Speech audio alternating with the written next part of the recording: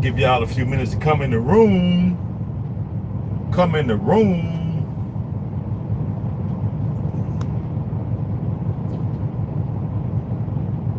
I'm here at the pilot right outside of the ATL. My favorite place next to Houston. I think I'm the places I love the best. Houston, ATL, of course, Chicago. I think that's all I can think of. What's happening? What's happening?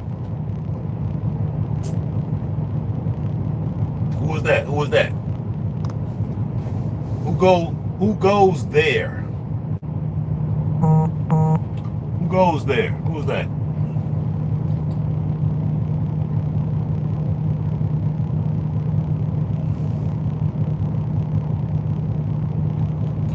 Who goes there?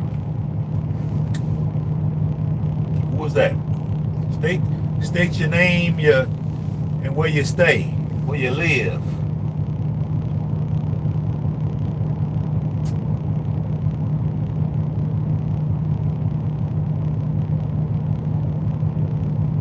All these guys walking like their feet hurt or something. There we go. What else, Sweetberry? How you be? How you be? How you be? Seattle. Oh my God, not Seattle. I don't know. I'm just saying something. I ain't never been up there, so I don't know. I'll probably be coming up that way though. I don't know. With this new joint, this new company, I might be coming up to Seattle.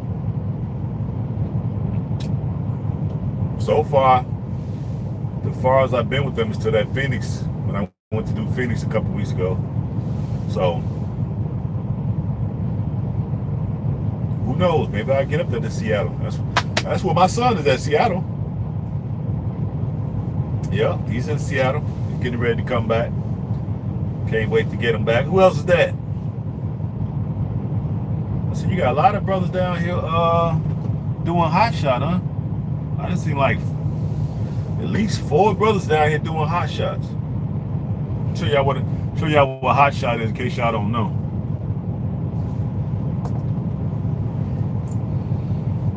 You see, let's see, 1, 2, from the right side. You got that brown truck, then you got the red truck, then you got that pickup truck. That's a hot shot. It's basically a heavy duty dually pickup truck, and they usually haul like partial loads. More and more folks opting to hot shot. Yeah, it's good money too. It's good money. I heard you can make, depending on how hard you hustle, you can make about 300,000 in that. But you're gonna basically kill yourself in order to make that. But I would say the average 200 easy. But that's a really good income just to have a pickup truck, basically. So I thought about doing it, not me doing it, but maybe buying a pickup truck and then contracting it out and let somebody else do it. But you still got to have all kind of insurance. And to me, that's what the problem is when it comes to the insurance. Because now you got to trust folks and all that. And a lot of these folks around here, they be so envious. They'll basically sabotage your business just for the sake of sabotaging your business. You know what I mean? They see you trying to actually actively pursue business and do well in it. They get so envious and so jealous that they'll sabotage it just so you don't succeed. They ain't even got to get nothing out of it other than the satisfaction that they could say, I helped destroy this person's business. I did this, I did that. And then they'll make up some old trumped up charge on why you deserve to be treated that way. Yep. But that's a nice little business I think folks could start getting into if you don't really want to get off into the driving semis. You know what I mean? You could drive hot shot. And I've seen, since I've been here in ATL, I've seen at least, I've been here for about 3 hours. I took a nap. That's why I'm just not coming home. And I've seen at least 3 brothers here doing it. That's right. One of the top 5 reasons I'm leaving this country. Yeah. That's what's up. That's what's up. Because you can't get no cooperation. And it's like, it's crazy. Like, your food is poison, your water is poison. You're being shot down in the street. You basically have no rights. All your constitutional rights is being stripped away as we speak. And none of that matters. But I'm gonna make sure this brother man don't succeed in his little startup business. It's crazy. It's literally crazy. But what can you do? You know, that's the reason why I said, let me just opt to be an owner operator myself, and I can control my own destiny. So that way I'm not dependent upon these people. You dig? But yeah, I did notice that. There's a 3rd guy I done seen today doing hot shot. So I'm proud of these young men down here in Georgia. Georgia? That's right. I'm proud of these young men. So I ain't no hater. See, I congratulate. When I see black excellence, I want to, you know, man, get out and talk to them and shake their hand, and you know what I'm saying? Shoot, give them their flowers while they still here. All right, hit that like button, people. Y'all in here, hit that like button. We shouldn't even have to say that no more. You should come right in, bam, hit it. Come right in, bam, hit it. Come on, hit that like button. Got another tanker squeezing in on the side of me. Another brother, man. That's what's up. ADM, huh? And he out of Illinois then. He probably ordered by me. Decatur. I picked up there before. Yep, I picked up there before. Sure have. Come on, people. Hit that like button. We got it say 6 folks in here. We only got 2 likes. Come on now. What's happening? We'll start as soon as those likes go up. That's all I'm asking. Hit the like button. Hit the button. Hit the button. Come on, y'all help me in the chat. Tell them hit the button. Maybe they don't understand what I'm saying, and maybe they'll understand if y'all type it in. Y'all hit the like button when you come in, please. Hit the like button when you come in.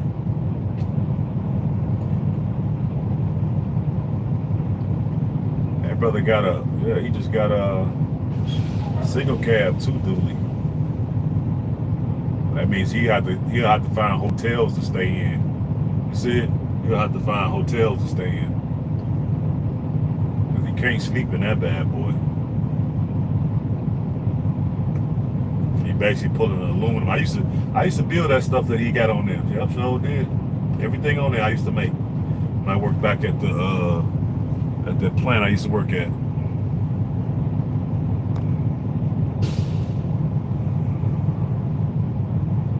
Yeah, but I wanted to say,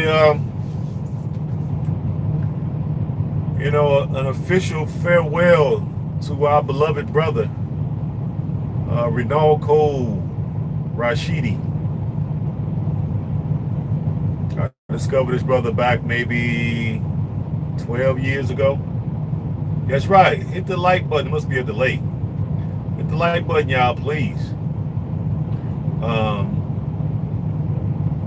That brother actually educated us and gave us the confirmation. Turn the camera around now. That brother gave us the confirmation that we all knew that was true, that this was a black planet. And that brother took the time out to show us black folks all around the world, but also inadvertently basically showing us that this was a black planet. Because I've always, you know, years ago, of course, would think, how did black folks get in all these little nooks and crannies of the planet. How do we get there? So this is our planet, that's why. And he went around and documented when he was over in India, showing the untouchables. Folks just as dark as us, get treated like us, they're hunted down, they're shot, police brutality. Mr. Lighter skin, fair skin, I should say, Indian folks against the very dark skin, Negroid Indian folks. Okay, that's right. Fear of another black planet, and they basically treat them like they treat us here in America. So now those folks I can empathize with. You know what I mean? And see what they're going through. It's just as horrible as what we went through. And the thing is, it's still happening, and they literally had no support system. They isolated. They're not being televised. And then he actually went there, met with the people, and actually talked with them. I was like, my man, that's my man there. Then he went over to Japan and showed the original Japanese. Yeah, look like this with the eyes. I already got the eyes, and then skin like this. So that brother, he did do his job in educating us and helping us to understand that this was truly a black planet. Contrary to however they try to spin the story and the narrative that, because they really don't even be trying to make up arguments on how we got in all these areas of the world, quote unquote, primitive people. Okay, if we were such savages and such primitive people, how do we get in every corner and nook and cranny of the world? It has sophistication that you would think that they wouldn't have. What up? Oh, that's what they call them? People in India. I call them the untouchables. That's what I remember him saying. But yeah. And then he started talking about other folks, and that's how I found, like, when I started going down that rabbit hole, and that's when I found out about the Tasmanians. And when you look up that story, oh my God. That's right, get them likes up, please. We got 9 folks. Can we get 3-4 more likes? But yeah, they end up wiping the Tasmanians out. So to just show you, like, these people will wipe us out. If we don't really get on top of our stuff, these people will make us extinct. Yeah. And we have a history of that because we can go back and look at what they did to the Tasmanians. Beautiful people, sweet people, angelic people, just an all-around lovable people.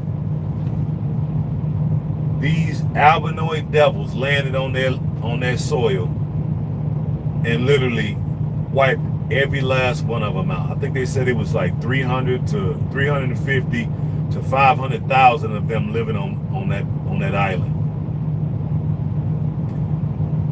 These albinoid devils went over there and literally wiped all of them out.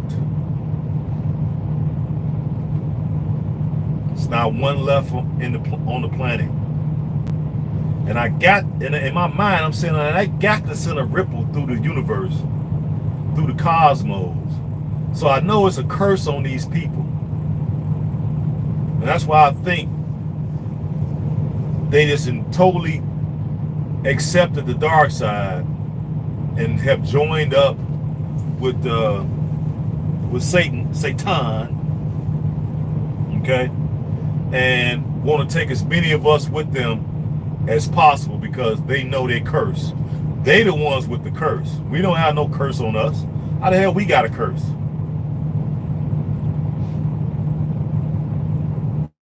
And the planet was given to us. So how are we cursed? They the ones that's cursed. But they didn't remixed it, got us all confused. Ain't no fucking curse on us. What do we do to be cursed? We fought. Okay, cool. Animals fight, don't they? I mean, I ain't tripping with that. So when I came across that brother, and I was like, man, he's doing a mighty work. Now, where I failed, I must say this, I failed in the fact that I procrastinated because I wanted to take a trip with him. Because now that I'm getting into the YouTube space and I'm kind of getting comfortable with this and talking to you all and sharing my experience, listening to you all's experience, giving y'all part of me, you all giving me part of you, I'm starting to get used to the idea now. And so I was like, well, I had said this. Let's just show you how stuff works. I had said this, like, some of the greats, I need to at least try to either go see some of their lectures, go on book a tour with them before they're not here no more. And I had the opportunity while I was living when they was here, and I just never did it. Never did it. You know, when I first woke up, I should have. If I know now, if I know now, if I known then, I would. As soon as I woke up and started really doing stuff and having my own money, I should have started.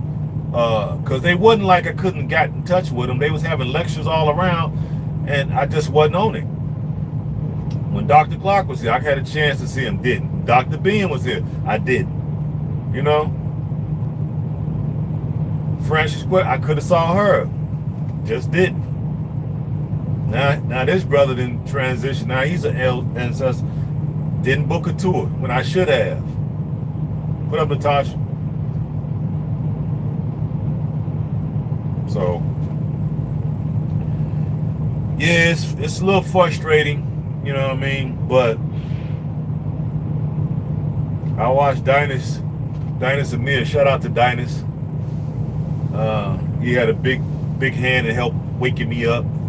So I do give that brother a lot of credit. And I do plan to book a trip with him going to Nigeria. So my Nigeria trip is gonna be with Dynas, I think.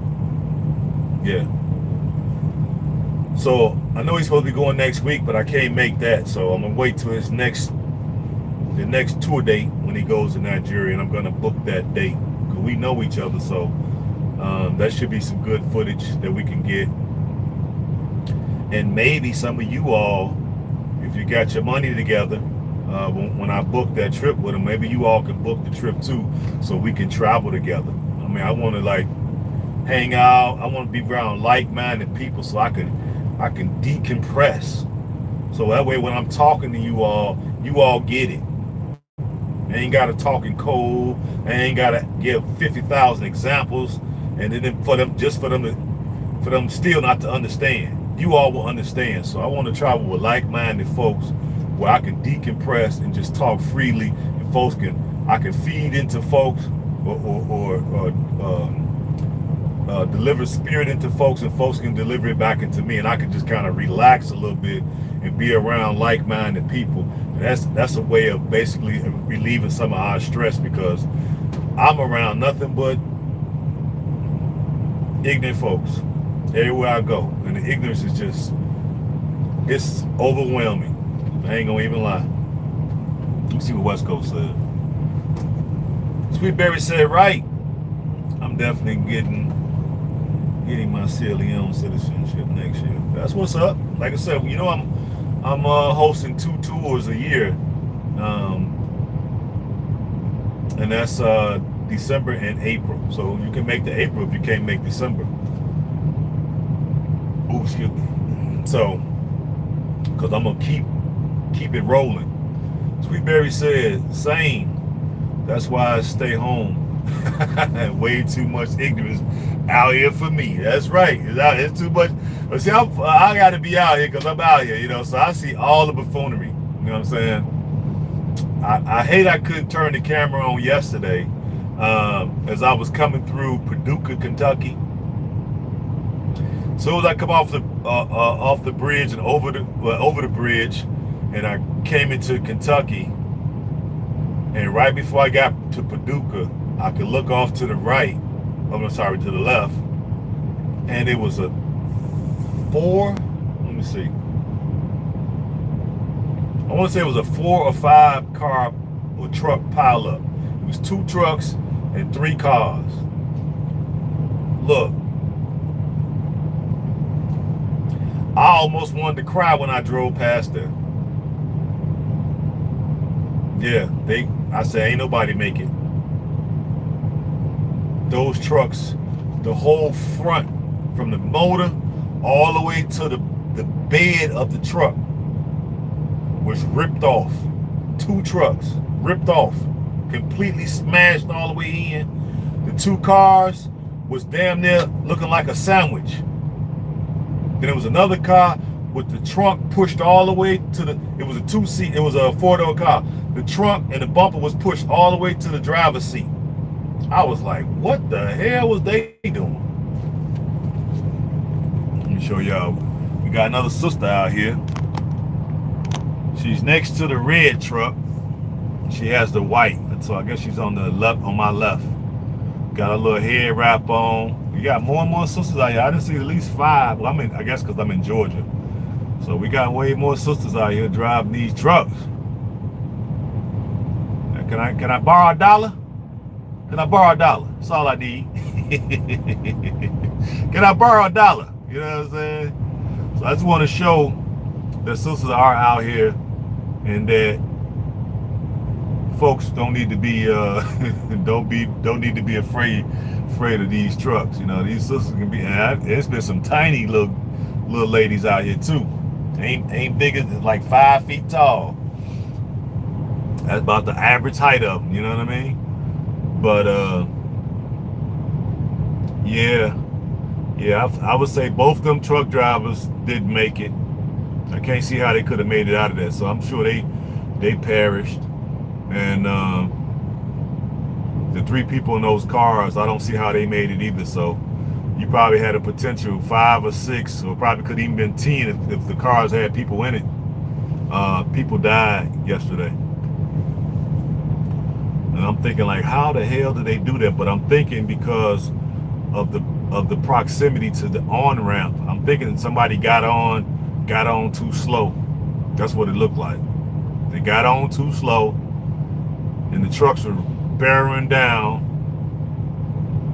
on a little decline, and couldn't stop or whatever, lost control, panicked. I don't know what happened, lost their nerve, I don't know what. And then all of a sudden, boom, all of them hit each other at the same time. And man, I thought you had some protection with these trucks. I see that ain't even true, because the whole bumper was all the way past the driver's seat. I'm like, damn, I ain't never seen a truck like this. Whole thing exposed. I'm like, how the fast was the fuck was they going? I'm like, well, that's why I try to be careful out here. I try to take my time. If people coming on slow, I anticipate them coming on slow, so I can slow down and give myself a chance to react. You know, because I know some of these fools don't know how to really drive these trucks. They drive way too fast, especially the Europeans. There she go. Got her head wrap on, her sandals. I don't know, you think you should be driving in sandals, girl. That's all right. She'll be all right when she hit her foot on something. She get out in and out of that truck. She hit her foot on that safety grating on the side of the truck. She be all right. Her stuff will be bleeding. I try not to drive with no sandals on. That don't make sense. Somebody must ain't told her she ain't hit her foot yet. It's coming. And the trucks can't stop on a dime either. Hell no, they can't stop on a dime. They need about the size of a football field to really bring it to a stop. At least half of that. So you just can't. Even when you get on, it's a word to the wise. You get on the highway, y'all, and y'all look out that mirror and you see a truck, make a decision. Do not be indecisive. Either get on and put your foot down on that pedal and get in front of that truck if you got to go 100 miles an hour to get in front of them, or hit your brake and let them actually yield, because it's a yield sign there. I know we don't pay attention to that and we don't follow that, but that yield sign can really save your life. So you got to make a decision, okay? And what I use as a criteria to make that decision, right, where that truck is in proximity to my driver's door, right? If I'm getting on in the pickup, and I'm in my pickup truck, and when I'm getting on and I look over in that mirror, if that truck if his bumper is by my driver's door, I let him go. But if his bumper is at the back of my bumper, then I speed up. That's my criterion to help me make the decision, so that way I make the right decision. Most people don't know that, so they get on, see the truck, start panicking. Instead of them speeding up, they slow down. What the hell are you slowing down for? You in a car, speed up. Shit, you can go way faster, and you got quicker 0 to 60. But people get on every day, get on there and start going 35, trucks going 70. You asking to die. Let's see, West Coast said, right. A lot of people think them trucks can just stop. Okay. Well, just know, people, y'all taking it from me. I've been doing this 11 years. It's hard for us to stop, especially in my case, because I got a tanker. So I got liquid in here, and it's just one big cylinder. I don't have no battles to help me kind of control the liquid. It's just one big cylinder. So when I'm hitting the brakes, that slosh is gonna smack the front head of the trailer, which is gonna push me. Then it's gonna go back the other way, like a tidal wave, and pull back. So I gotta be careful when I'm trying to hit the brakes. So you get on, use those things as an indicator on whether you should speed up or slow down. Might be better to even just yield. Let the traffic go, and then you go when ain't nothing coming. Probably be your best bet. That little sign might actually save your life. But because we done got so used to disregarding that yield sign, it done cost who knows how many countless people lives. Yep.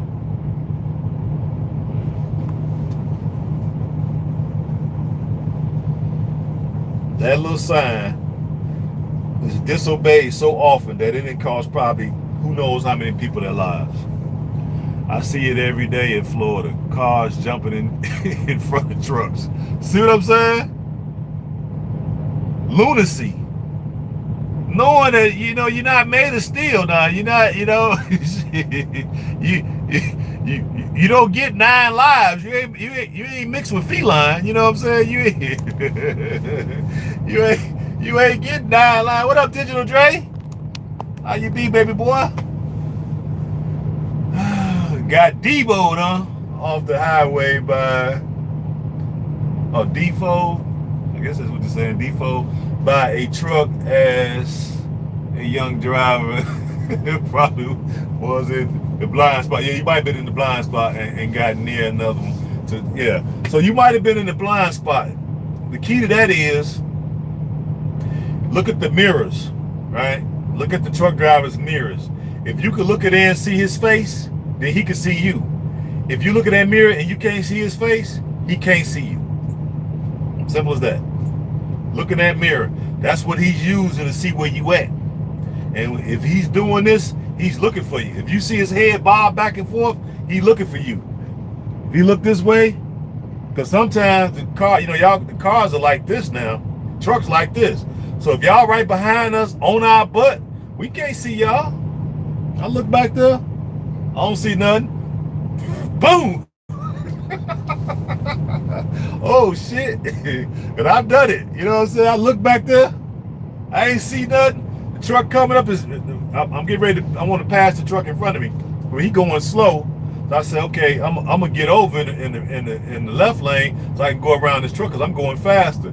So I look out both sides. I ain't see nothing.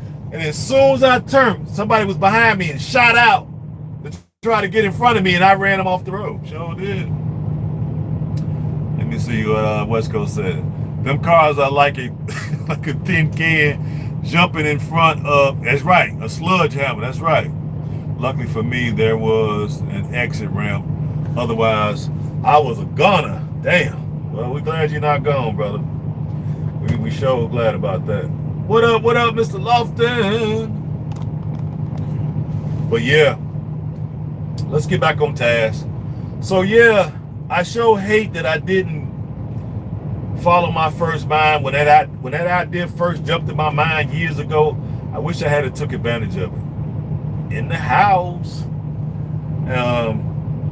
Because I mean, I've been knowing about that brother for at least what, 17, 18 something years maybe.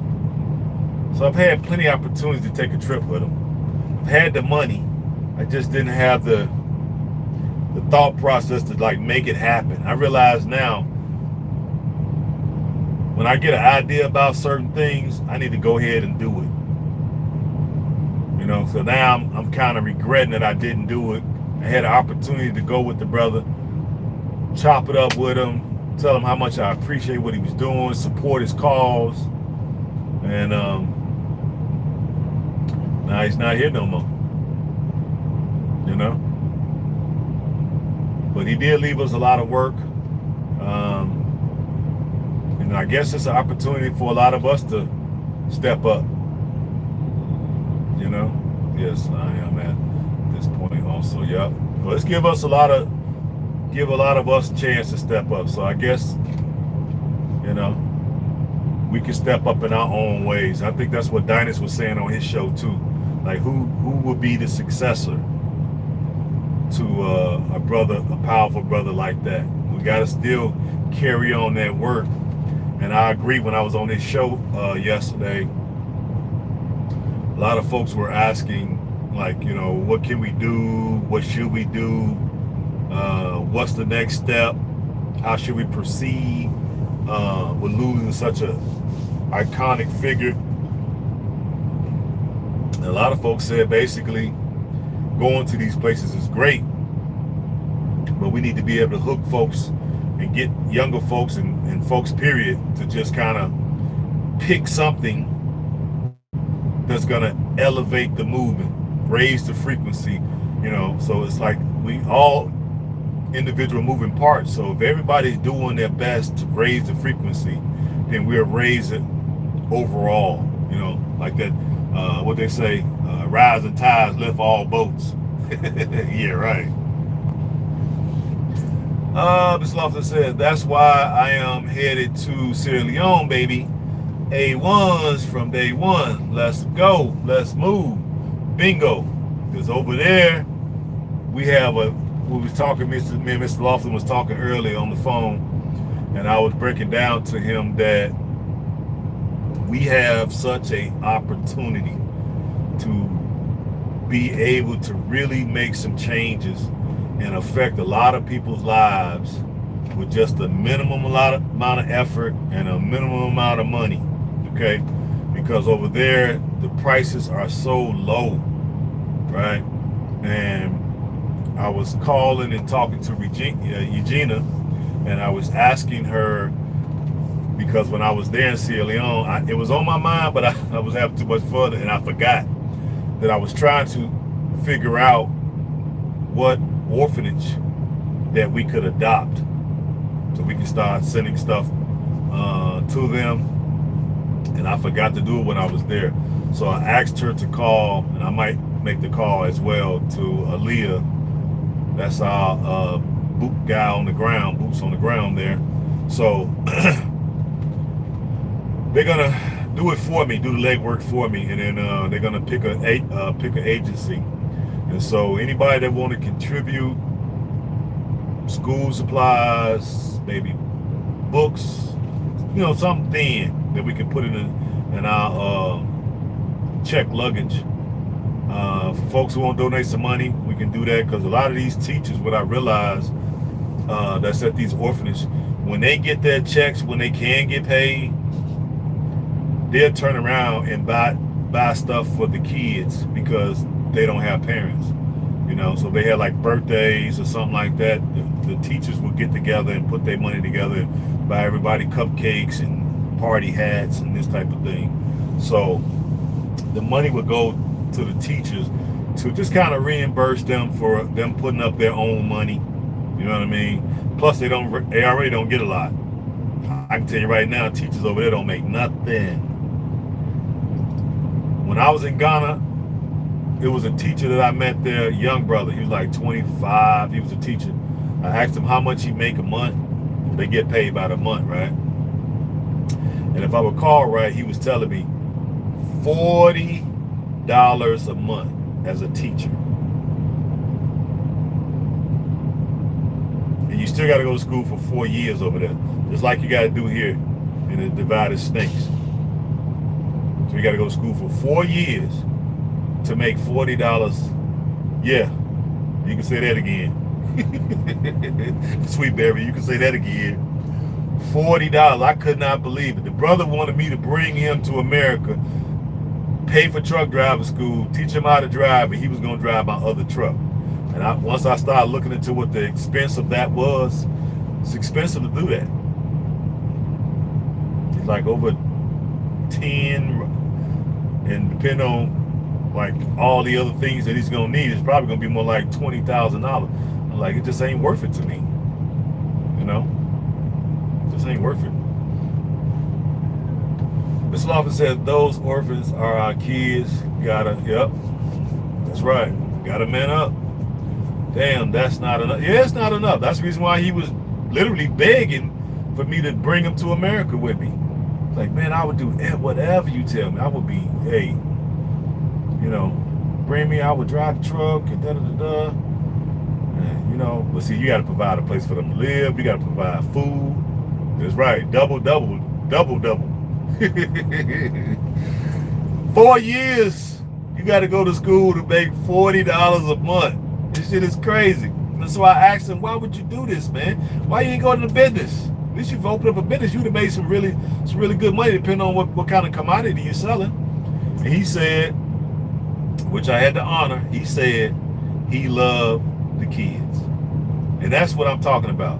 For folks like that, I want to be able to say, hey man, here's your whole year's salary. Okay? Here's your whole year's salary, bro.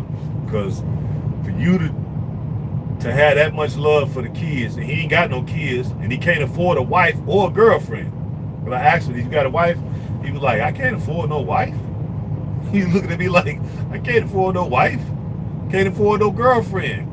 I said, so that let me know right there. You stay with your parents? Yeah, I stay with my parents. I was like, wow. Couldn't be me. That's dedication, respect. Exactly.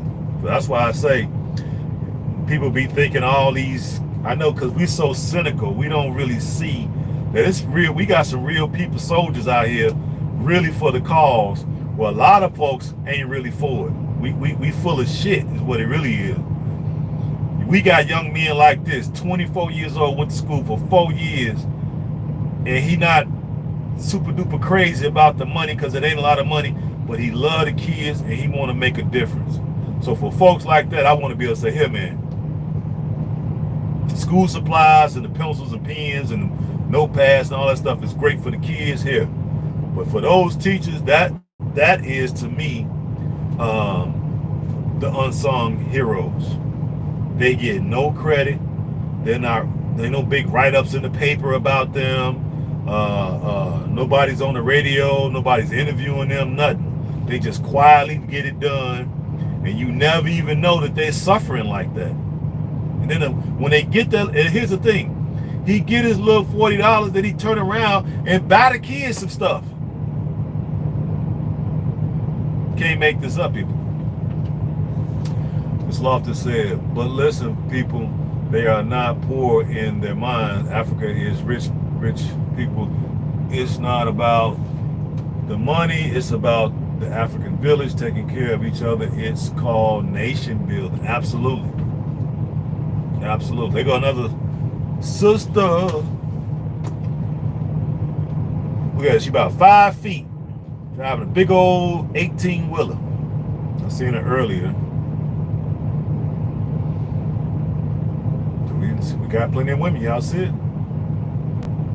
Plenty of women out here driving. I seen two or three other ones over there. I seen a couple white ones today too. Well, I saw one today, boy. She was. I seen an albinoid devil lady. Oh my God, this lady was 400 pounds. I'm like, now why in the world would they get this lady a CDL? Now they blocking some of us from getting it because they saying we overweight. But how the heck they let a 400-pound female get a CDL? She said, I wanted to take a picture, but I thought it was disrespectful, so I didn't do it. But I sure wanted to. This woman was every bit of 400 pounds. She couldn't even walk. She was trying her best to get up in the truck. It took her like 3 tries. I was like, wow. And they let this woman have a CDL?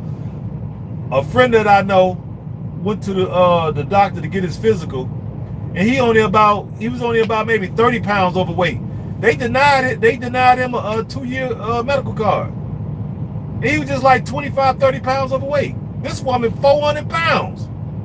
I was like, you can't make this up, boy. Yeah, 400 pounds. I'm not joking either.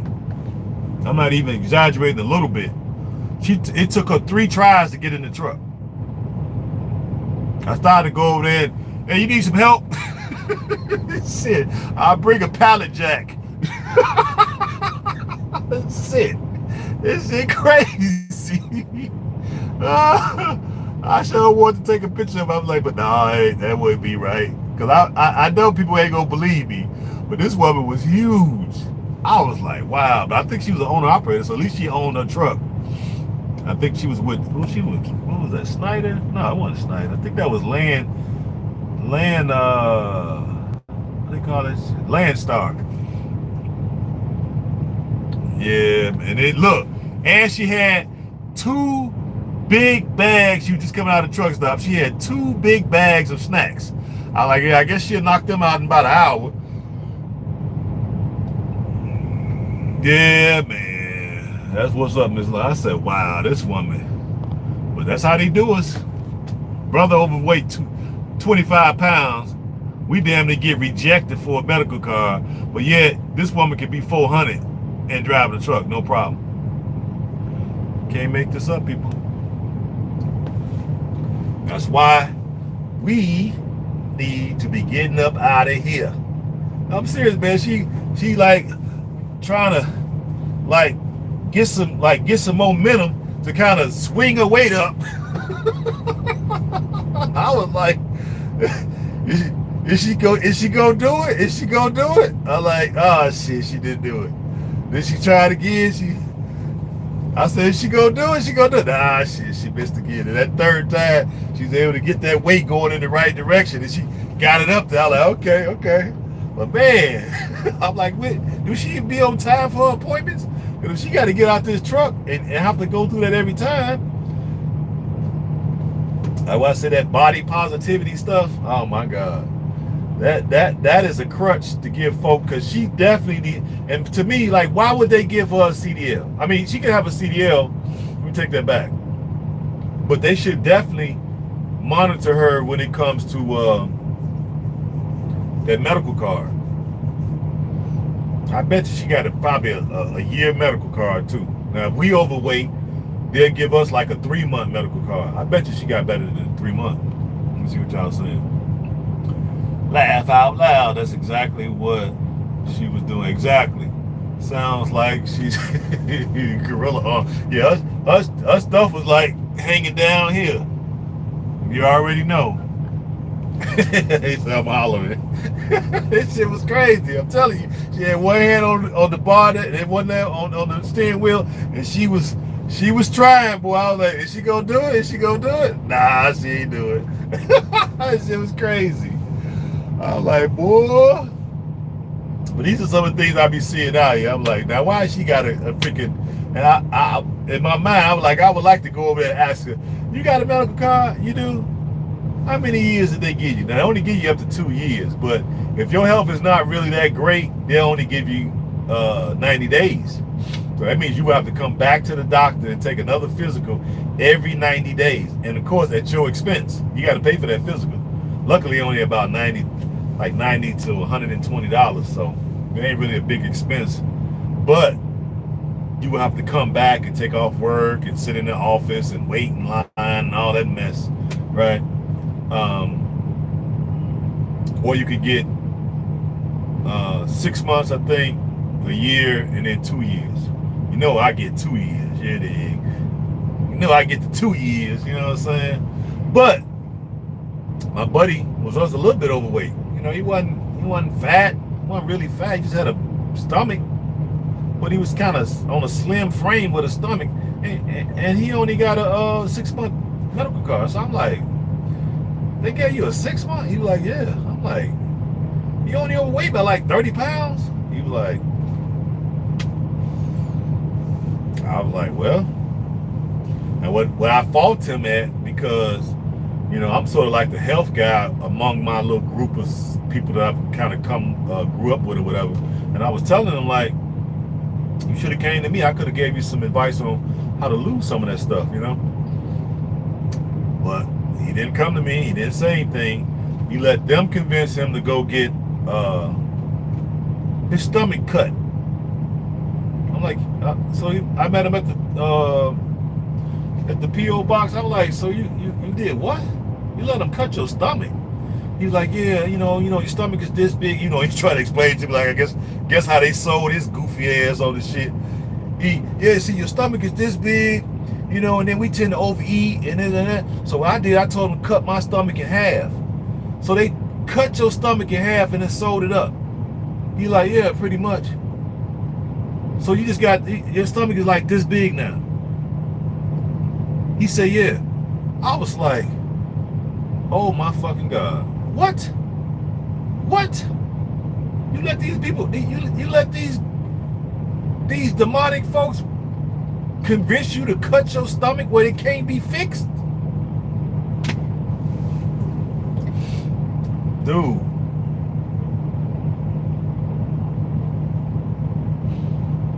Yeah, I don't know what the hell it's called, Sweet, I can't remember because I don't even talk to that goofy ass dude no more. But when he told me this shit, this was some years ago. When he told me this shit, I was just like, dude, you are crazy. A good 6 weeks of working out and eating properly, you could have lost that weight. I don't know what's a lot, man, because he said it was permanent. That's what he told me. So I don't know. I just went with what the fuck he said. Yep, that's how they do. Now, and then the byproduct of that is he got to take pills. Let me see what Natasha said. Lady at my job had that done, and she weighs more now than before the surgery. Damn. Eat right with the proper diet is all you need, Mr. Lofton. And then crying emojis for West Coast. Yeah, it's shit crazy, man. The man said his stomach is this big now. So as a byproduct of that, he lost the weight, but he lost it so fast that his skin was literally, it seemed like it was dripping off the way it looked to me. And then his face started turning real dark, like not a pretty dark, like a ashy, kind of like a ashy, burnt looking dark. He was dark skinned, but it wasn't like that pretty shiny glow with a glow type of dark. It started looking like ash and like a burnt darkness to his skin. Then his skin was hanging, seemed like it was kind of hanging, drooping or something. And then he couldn't eat much. I took him to dinner. All right, come on, man, I'm gonna take you to dinner. I got this real good vegan spot. So I took him to dinner. Said, all right, order whatever, you know. He ordered soup. and couldn't finish it. And they bring the soup out in a bowl like this size. He couldn't finish it. So I was like, "Is that all you gonna eat?" He was like, "Yeah." I feel like I'm gonna throw up. So he eat half a bowl of soup and a little piece of cornbread, and he's looking like he's finna. I'm looking at him. He looked like he's finna throw up. Then his whole demeanor changed. He seemed like real, happy go lucky. Now he seems mad at every damn thing. So I'm like, not being in your right mind can cost you your life fooling with these albinoid devils. But they don't give a damn about you. It's all about them greenbacks with them. Let me read y'all statements. I know 3 people that had that. That's what Sweetberry said. What up, Isha? Al Roker. Yeah, exactly. It looked like that Al. You see how he looked sickly? He looked funny. Yeah, that's how he was looking.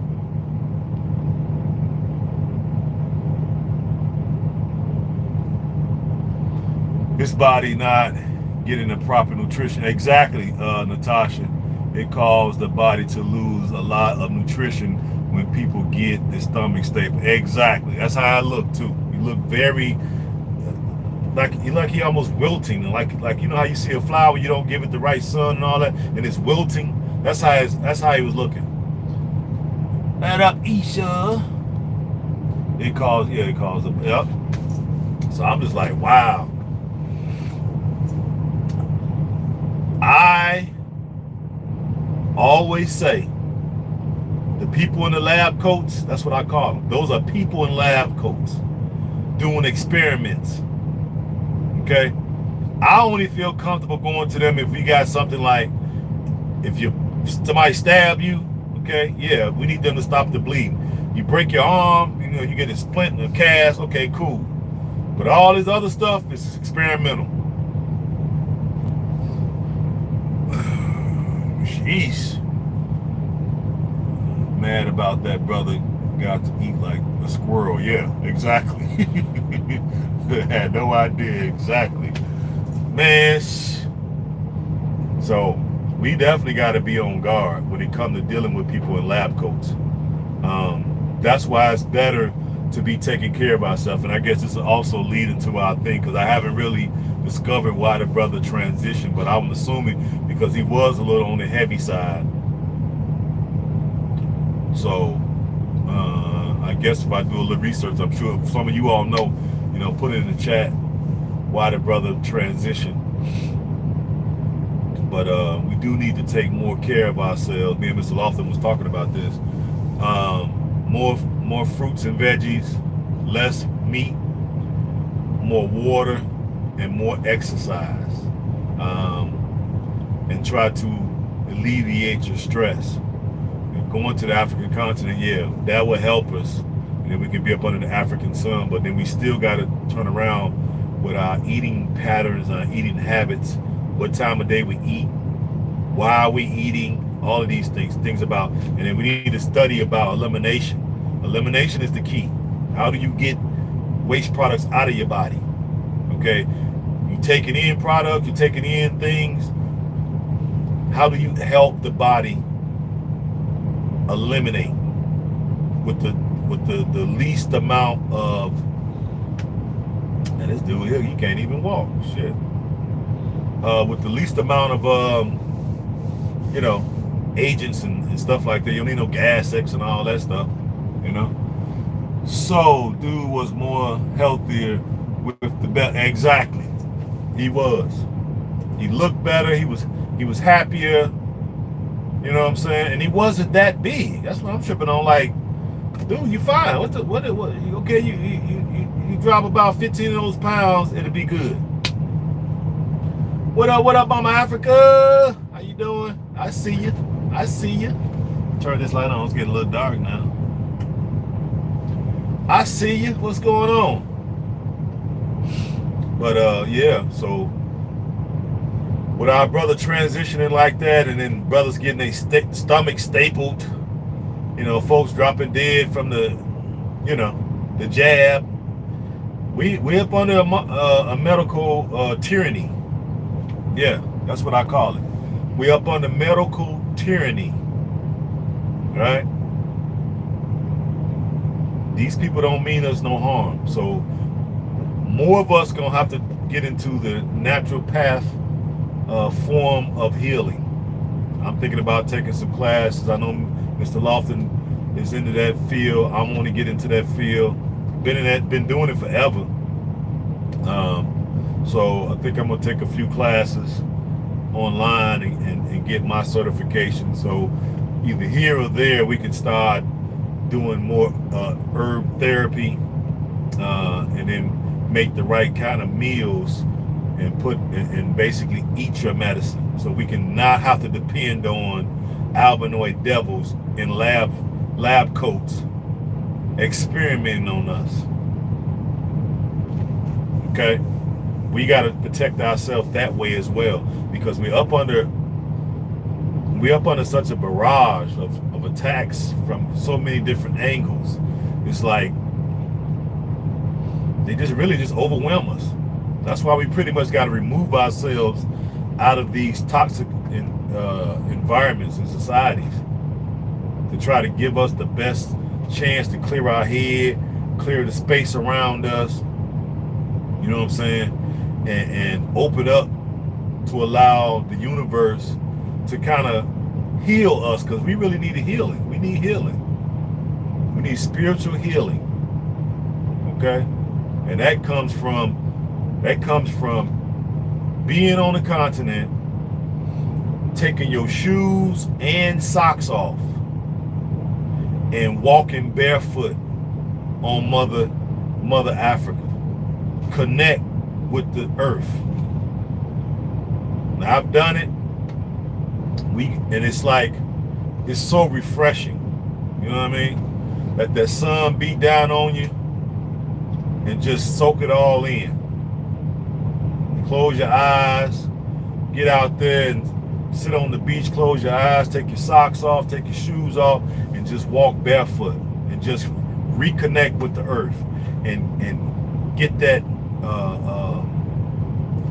healing that the earth do for folks, but they don't do for us because we're so used to walking around with shoes, the socks on. You know what I mean? We don't walk around barefoot. You know what I'm saying? But when you go to the continent, you're going to see the brothers and sisters walking around like it ain't nothing. Barefoot. Got to take care of yourself because the hospitals are full. Absolutely. And even if you get to the hospital, they're going to misdiagnose you or not diagnose you at all, or write you a prescription where it's too strong, or just send you through a basic conveyor belt type of system, and then subscribe to you synthetic medicines even though you're an organic being. So why are you gonna give me synthetic medicines when I'm organic? I'm an living, organic, breathing being. This shit don't even make sense.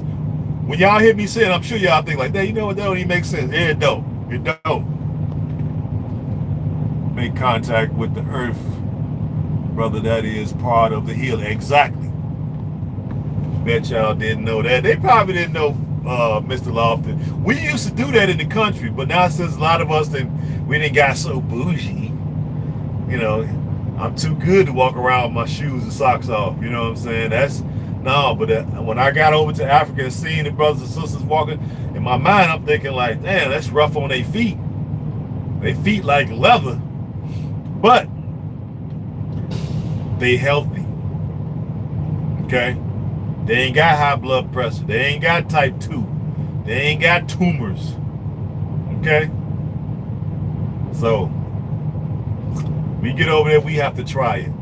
Take your socks off, take your shoes off, and just walk. Stand.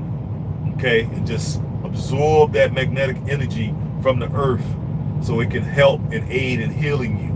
So these are some of the things that we can learn, so we can bring us back to optimum health, okay? Because a lot of us are already up in age, and we've been over here eating all these GMOs. We don't know half the stuff. I'm guilty of it too, right? But I try my best to do the right thing. So I might do, 75 or whatever, 25, good to bad. And over there, you don't have access because I remember that video that came out about the brother and sister. She's kind of heavy set or whatever. Talking about, Africa, I will go back to America because they don't have the kind of snacks I like over here. I want to say, shut up. What are you talking about? Make your own snacks, heifer. What the hell are you talking about? Make your own snacks, if that's the case. But she want to get over here because she missed GMO. She want to come back to America because she missed GMO food. That's what it is. There ain't no GMO over there, so she don't even like the food because there's no GMO. That's how backwards she is. It's crazy. Let me see what it say. Yup. Or come out sickly. Yep. That's what's up. It's crazy. KK Squad. Yeah, that's it. I don't know who the hell it was. I just saw I ain't even go into it because once I saw the title, I was like, yeah, that's probably going to kill 5 of my brain cells, so I'm not going to even watch it, you know what I mean? So just read the title, and I see other people doing reaction videos on it, and I just saw their title, so I just put 2 and 2 together and figure out what the hell was going on, you know what I mean? So I'm like, yeah, they mad because they can't get no freaking GMO snacks. Can't make this up, people. That's how sickly our people are, okay? But we want to do some new things when we get there. So I think that's why I'm going to take the natural path. Plus, I just want to do it for myself. And then if I can help other folks, if I can make a few dollars with it as well, so be it. You know what I mean? She married a brother from Ghana. She did? Okay. I didn't keep up with her. That's it is what it is. But we definitely want to make sure we're able to keep our people healthy. West Coast said they had a man who hasn't had anything to eat or drink in 2 years just by surviving off the Earth's energy. Bingo! Shout out to West Coast for that. Every now and then, West Coast, you come with a gem. That's a gem. Exactly. That's what I'm talking about. Utilizing the Earth energy to heal us. Right? These are the things that we will have access to being on the African continent.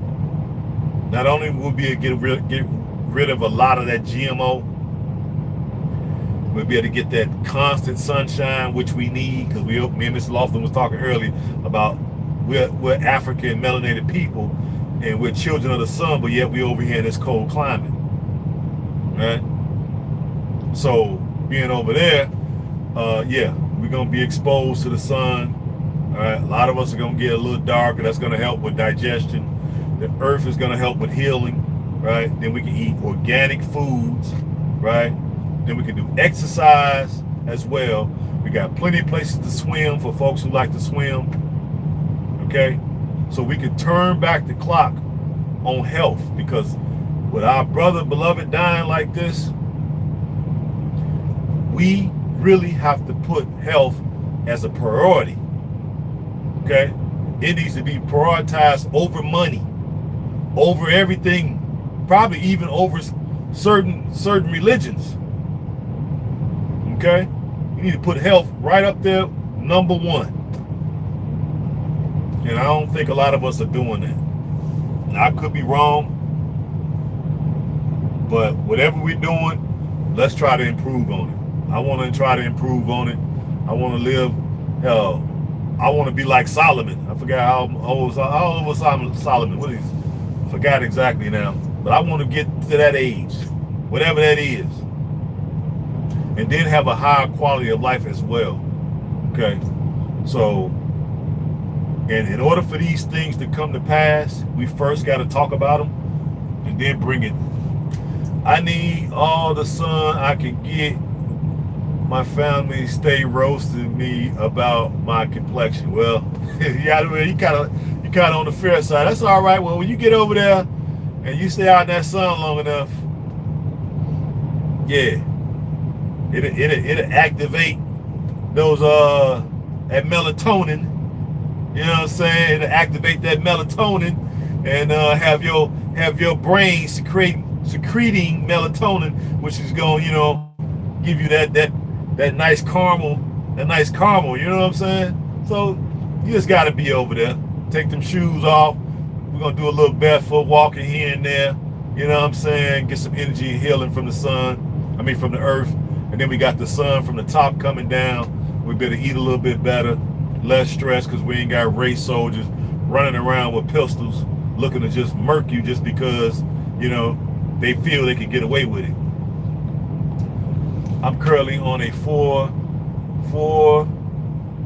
four of a 14-day water fast. Right on. That's what's up. I need to be fast. I've been fasting here and there, but luckily since I've been doing my walking, I've been telling you about my walking, so I've been doing pretty good. So I do need to do a couple fasts. Activate. Yeah, that's right. Melatonin, baby. Yeah, fasting is another good one for us, people. It's basically to reset your digestive system. Okay, but you can do a water fast or you can do a dry fast. I've done both, water fast and dry fast, and I fast during Ramadan, but I just fast throughout the year as well, right? And if you don't want to like do a long, drawn out fast, you can do intermittent fasting. That's pretty much like a 16-hour window that you don't eat.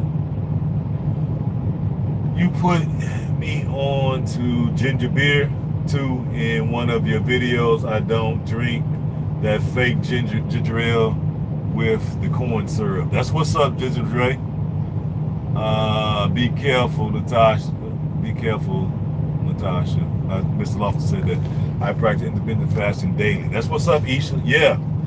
So basically, for folks who don't know about intermittent fasting, is basically from you can eat like in a certain window. So let's say from 12 noon to 6 in the afternoon. That's the only window where you can eat. So from 6 in the evening all the way to 12 the next day, you don't eat. You fast. Okay. Sometimes some people just do like a 5-hour window, 4-hour window. Because 4-hour window is about the most I've heard of.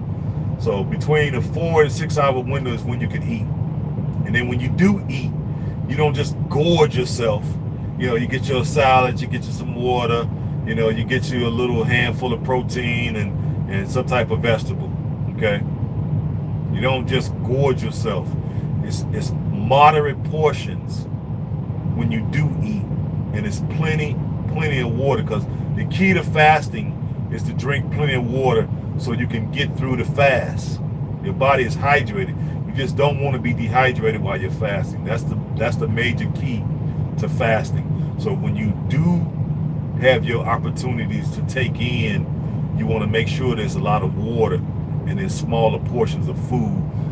One, that'll help you reset the digestive system, and then two, it'll help you lose weight. It'll clear up your skin. It'll give you more energy.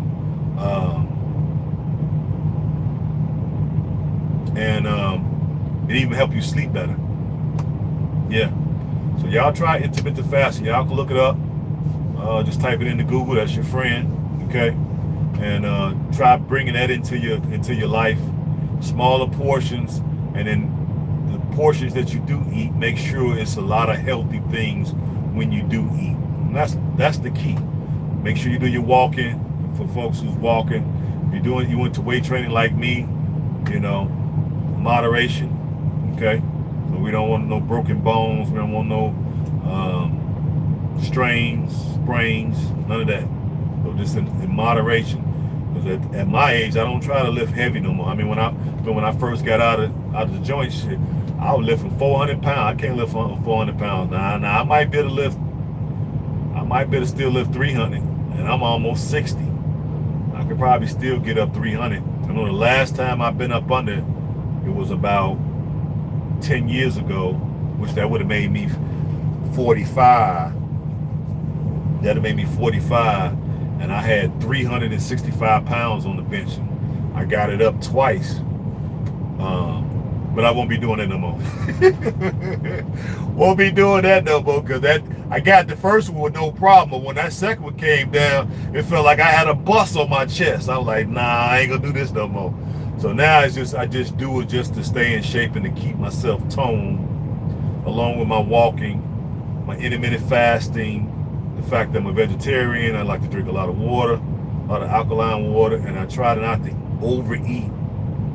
All right. And so some of these things are stuff that we all can be adopting, because we want everybody to be in the best health possible. We don't want folks checking out early. We don't. We want to keep you out here as long as humanly possible, so we can be able to feed the youth with all our experience, all of our know-how, all of our intellect, feed that into the next generation before we transition, become ancestors. In order to do that, we got to show them that, 60 really is the new 40. Okay? 70 really is the new 40. Okay? And that would impress them, because they're going to be thinking in their mind, a 70-year-old person basically supposed to be in a wheelchair. They're supposed to be in a hospital bed. And when they see us kicking it, playing ball, and hanging out, walking, taking nice long walks, looking youthful, you know what I'm saying, happy, just living a full life, that's impressive. That's impressive to kids, because they don't, most of the folks they see at that age is basically in crutches, walkers. They got the freaking oxygen tank. That's all I remember coming up seeing. This is the reason why I got onto this, because all my people before me, the generation before me, that's what I saw. They dialysis, type 2, high blood pressure. Nobody really died of cancer. We had some heart attacks, 2 heart attacks in the family. 2? Yeah, 2 heart attacks. Of course, we had quite a few die from drug use. And what was the other one? I said type 2, high blood pressure. That's pretty much what I saw. And then on my friend's family, with them I saw oxygen tanks.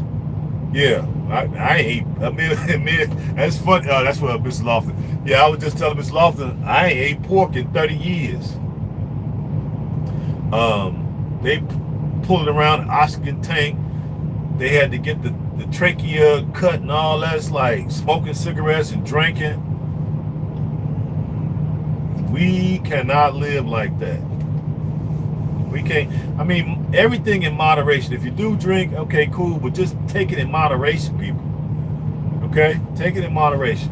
That's what I'm saying. Because we definitely want to keep people here as long as possible. And we want you to have a higher quality of life. And we want to be able to show people that we can get into our elder years and not be basically bedridden. Okay?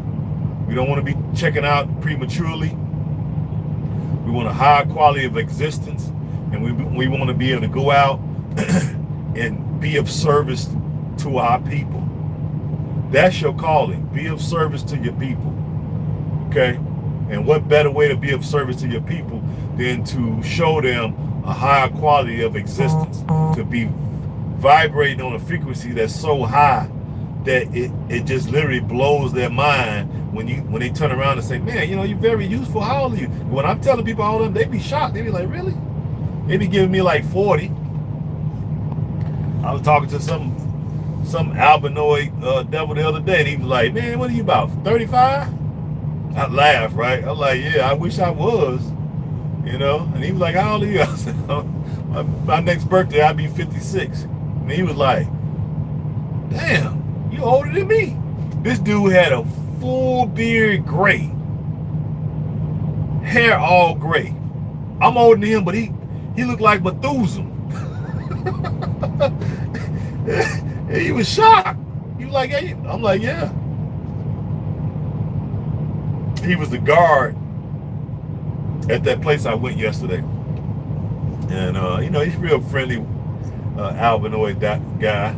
And he couldn't believe he thought I was 35. I was like, damn, 35? Wow. Oh, better yet, what? What? Don't eat pork? Yeah, black don't crack. White folks say that to my dad all the time. Say it to my dad all the time. Okay, I got you. Laugh out loud. You really don't look like you're in your 50s. No, that's why I be fooling people. That's why people don't believe that I'm, I was like, damn, for real? I'm like, yeah. And that's what I'm saying. Like, and I feel I could do even better. Okay. He ha ha he. Yeah, we could do better. Okay. I'm never satisfied. I still want to strive to do better with health.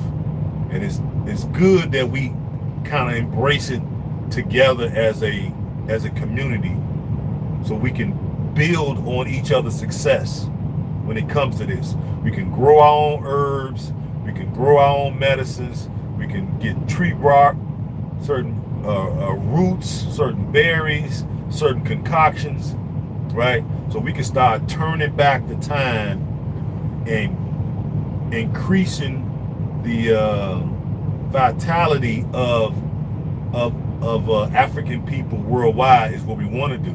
But we want to start with us, because we have to be the ones to say, you know what? We're going to prioritize health. Okay? You are responsible for your health, not some goofball somewhere in a lab coat who got B's in school and who was probably smoking marijuana and drinking just like everybody else. So why are you putting all your trust in him when you got a mind, right? And you have the ability to heal yourself? Why are we putting that type of faith in lab coats that's just doing experiments? No, we got to get out of that. We got to get out of that. White man saw my dad military hat and asked when he got out of the Marines. He said 59. Wow, white dude was like, whoa, like, oh, damn. It was over 14 years before I went in. Exactly. The book Eat to Live recommends eating once a day, which I do, for improved vitality and youthfulness. That's right. Who wrote that? That's right, Isha. New subject matter. My phone.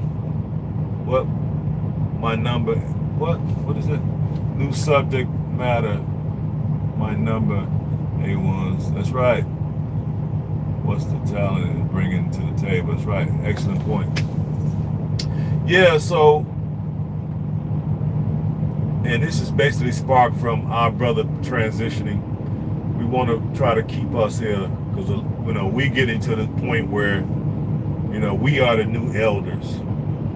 Okay, most of our elders are passing now, and so now it's our turn. We're the new elders. And so now that the torches, because this is kind of piggybacking off of Dinus, his show, who's the successor. We all are successors to our beloved brother, and we are becoming the new elders. And so now that we are becoming the new elders, what can we do different? What can we build? Can we build on the successes of our elders? And where can we take it to? What new things can we add? Right? And this is one of the things I see. We can go to these different places as well. We can bring our people over. We can build new villages, new cities, and then we gonna prioritize health. going to actively prioritize health. Okay? Working out, staying fit, not overeating, not overindulging, right? If you do take alcohol in, take it in with moderation. Plenty of water, right? I have a telecommunications data network knowledge. Oh, that's what's up. But we can use everybody, all, like I said before, all hands on deck. We need everybody, right? We need builders, we need tech folks, we need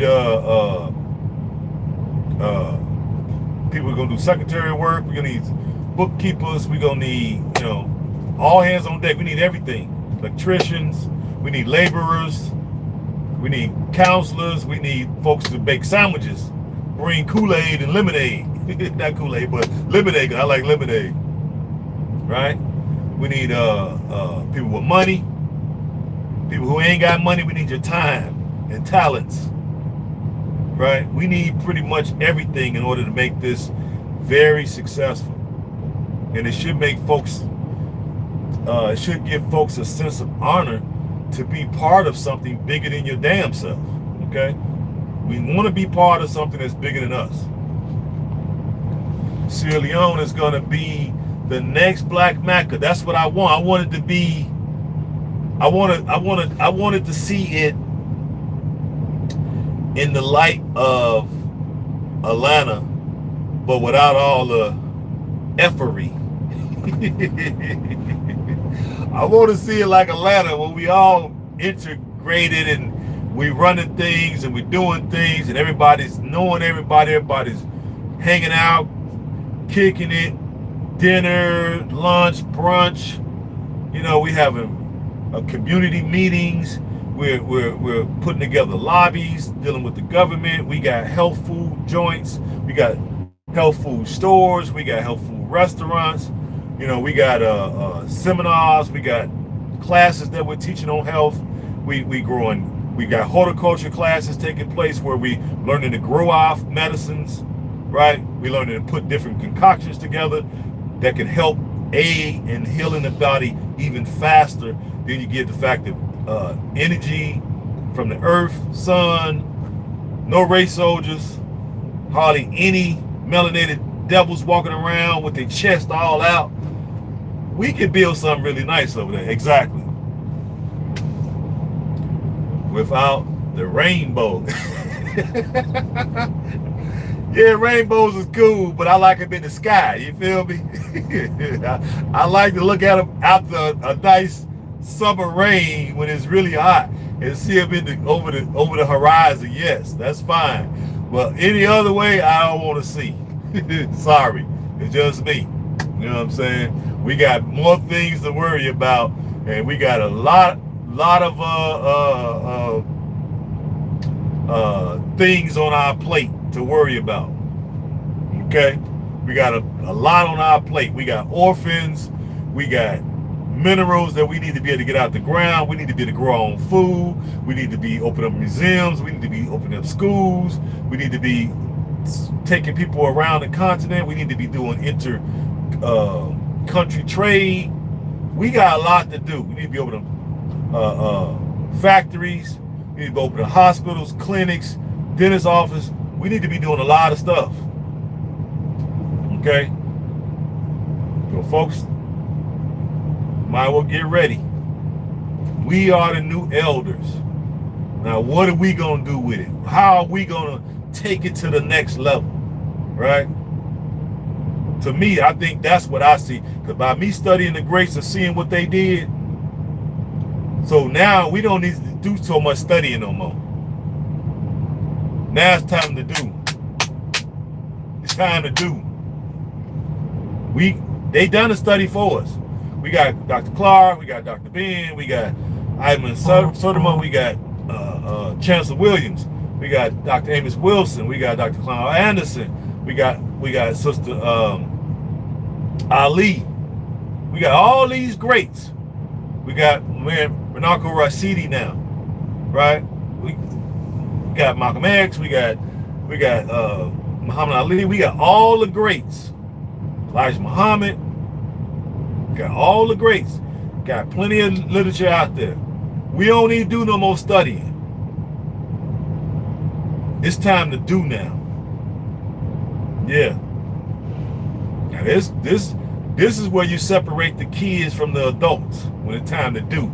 A lot of folks just want to keep the books. It's all about, doctors just said this, and this one said that, and this elder said this, and they want to go into who said what. I ain't got time for all that. What we gonna do as far as boots on the ground? That's what I want to see. What are you prepared to do? How are you prepared to extend yourself?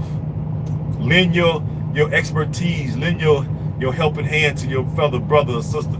How are we gonna collectively raise the vibration, not only within ourselves, but throughout the people, and then in turn raise the vibration on the continent as a whole? And I think the way I'm saying it, yeah, it can be done, because we're getting outside of the books now. Okay? We outside of the books now. We outside of the study. We outside of the scholars when it comes to just studying. They did all that. I got all the books. So now, what do I do now?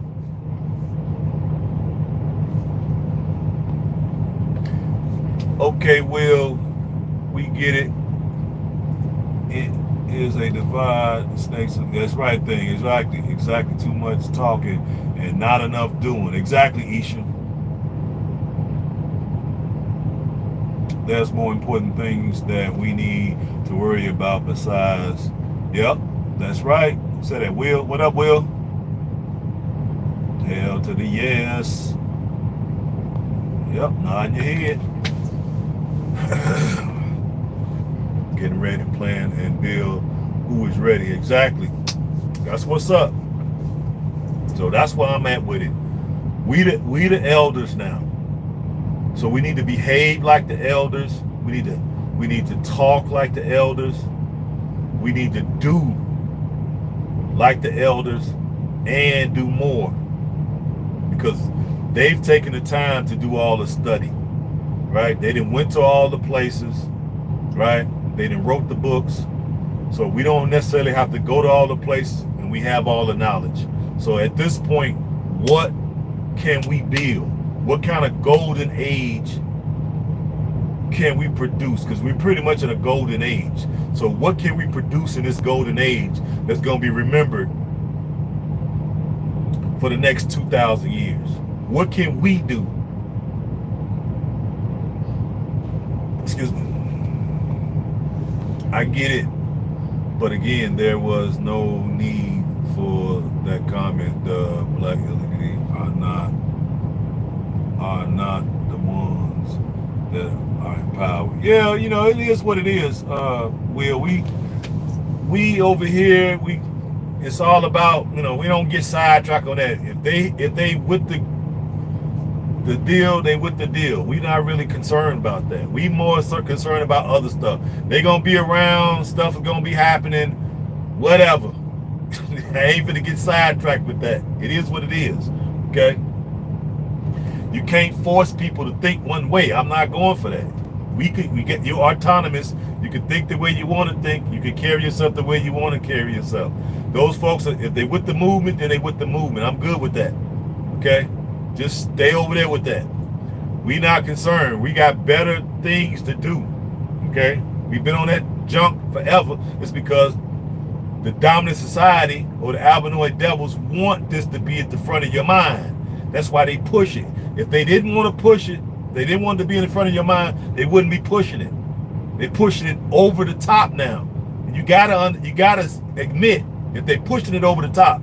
So at some point, you gotta expect, if you're gonna push it over the top, expect some resistance.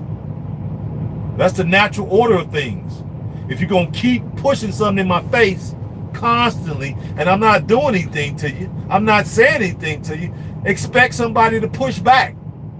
Simple. Instead of just moving on and let's get to another subject. No, they keep bombarding us with it every freaking day. At what point do we have the right to push back? Let me ask you that. When do we got the time to push back? You turn TV on, it's every freaking where. You can't say it ain't. So we got to worry about something else. I'm more focused on raising the frequency as a whole for our people. Our people. I ain't separating it. If those folks are our people and they for the movement, then whatever. But right now, it's about lifting up our people, taking what the greats have given us, blessed us with, and it's time for us to be the new elders. That's where I'm at with it. All that is fine, and I agree with it. All I'm saying is there's no need. Well, so what? We gonna comment how we want to comment, man. You can't come in here and police grown people, so stop it. We can say what we want to say. You can't come in policing folks. Allow folks to say whatever they want to say. If it don't bother you personally, nobody's attacking anybody, so don't come here with that. We're not into that over here. We can say what we want to say because we're being bombarded with this stuff every freaking day. Okay? So don't get mad when people push back. Simple as that. If you can't understand that, I don't know what to tell you. Totally agree. I manage a department and can't even speak my truth on them on these issues. Exactly. Mama Africa. We got to deal with that mess every freaking day on the TV.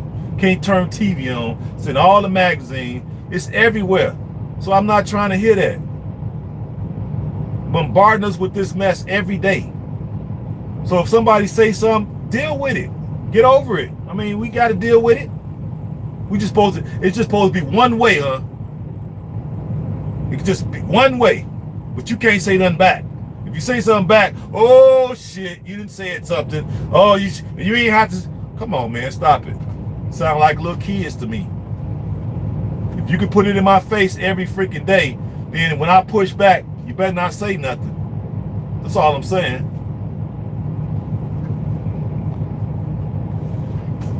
That's because they don't want to hear the truth. Exactly. Let's build people. Yeah, we building. You know what I'm saying? I ain't got no problem. I know folks. You know what I'm saying? I got some folks in that community in my family. I love them. I just don't fool with them when it come to their bedroom privacy. I don't give a damn what they doing over there. They my cousin. I love him. He love me. We good. I don't even talk about what he do. Your job, how you feeling, you know, how's your family? That's it. Tune to the next cousin. So you miss me with that.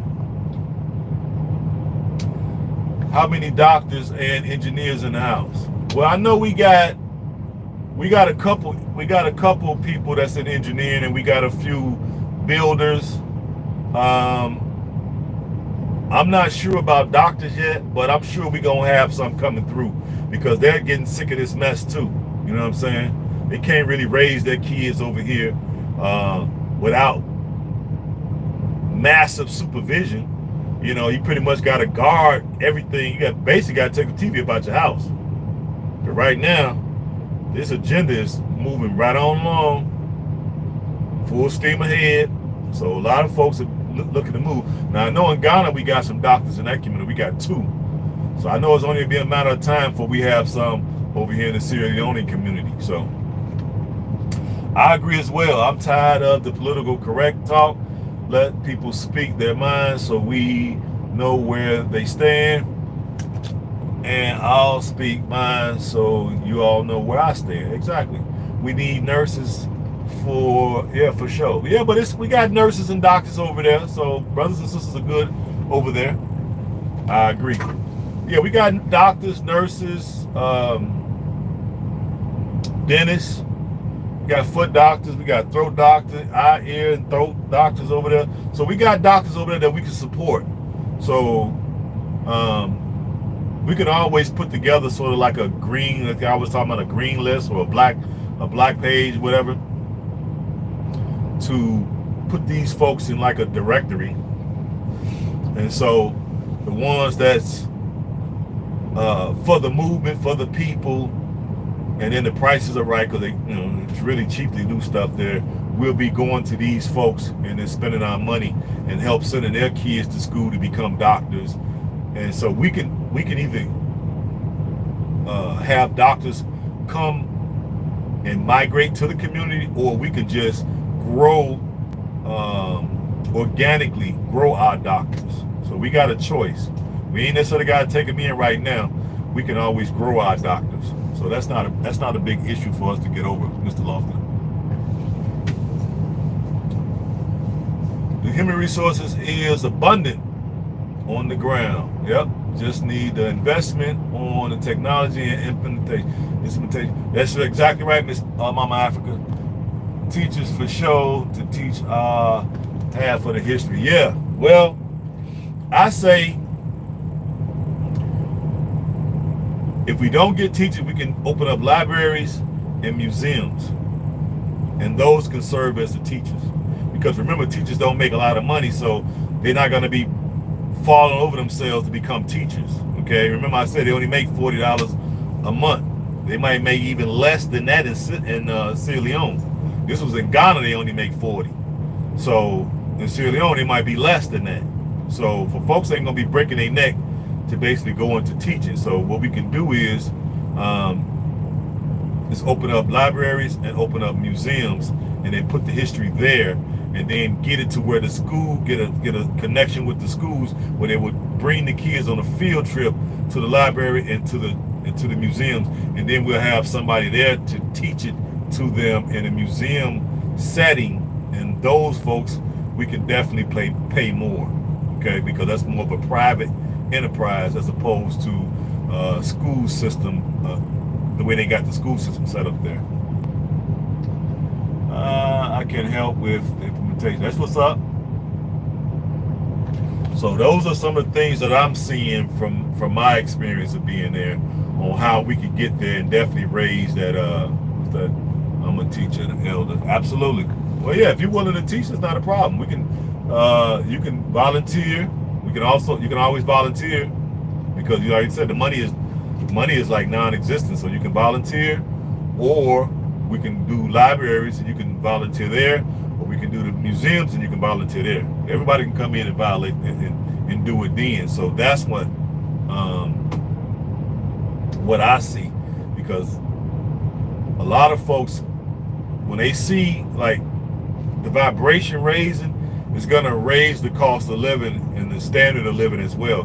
But if you go to Ghana right now, because it's the new wave, right? Especially since the year of return, so many people are moving there from all over the world. It's raising the cost of everything now. So Ghana is kind of expensive. Ain't no counter to it. It is expensive. So us being in Sierra Leone and in a lesser case being in the Gambia, those costs are really low still. Now, it might be just a little bit more in the Gambia, but in Sierra Leone it's really low. So we have a really good opportunity to go there with those low costs and be able to do some fantastic things for a little amount of money. So that's what I'm looking at. You know what I mean? Yeah, that's what I'm looking at. But yeah, I'm loving the engagement, and I'm loving the participation. We're getting people to put their money up, which is great. Shout out to you all. So now, it's the countdown. People have been giving Miss Eugenia their information and took care of their deposit. Now folks is coming on with the rest of the payment. She's going to be booking the flights. I've already in the mix of booking the flights. I've already paid my money. I'm going to pay my deposit. I'll be paying some more money this Friday, and next Friday my trip will be paid. And I'm ready to roll. Who's going with us? Who's going with us? So far, we're looking pretty good. We got some good numbers. And I got some interviews coming up, so y'all gonna see y'all one and only on a couple people's channels coming up. I don't want to give it away just yet, but some big platforms out there, and I will be doing interviews with them. So I got about Let's see, 1, 2, 3, 4, 5. I got 5 that I'm lining up. And we're talking some really big platforms. So expect to see me. So I'm going to kind of try to give you all a heads up on the day of or the day before it gets ready to air. So to make sure you all go over there. If you're not subscribed to those channels, to make sure you subscribe. And then I will kind of let you know when they're going to air it, so you all can go over there and support it. And then I'm going to make, probably once that's done, I'll start making the rounds more often on the interview circuit, because you know, a lot of these ideas that I'm bringing forth are just new in a way and mixed with some old. It's new with old mixed together, and I'm basing it off the fact that I had time to be there on the ground, seeing for myself what can be improved upon and where can we have the biggest impact with the smallest investment. Then as we grow, you know, we can change things a little bit. But that's where I'm at with it. So I'm gonna definitely need y'all to come through and support. We got to have our people in the house. And also with that, let me say something else. Mama Africa hit me up and we can collaborate together. That's what's up. We're going to have a lot of folks after, I think, this round of interviews. We're going to probably start getting haters. So I just want to prepare you guys for what I think is going to happen from what I'm seeing from previous channels that took this course, right? We're getting a lot of folks coming and making reaction videos, but are not really on board with the movement. They more come in and look for ways to attack the host. They're not offering any solutions, no suggestions,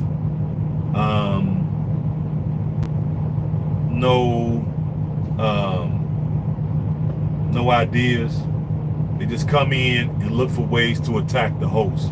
And basically, it's just a new, not even new, it's just a way of clout chasing, okay?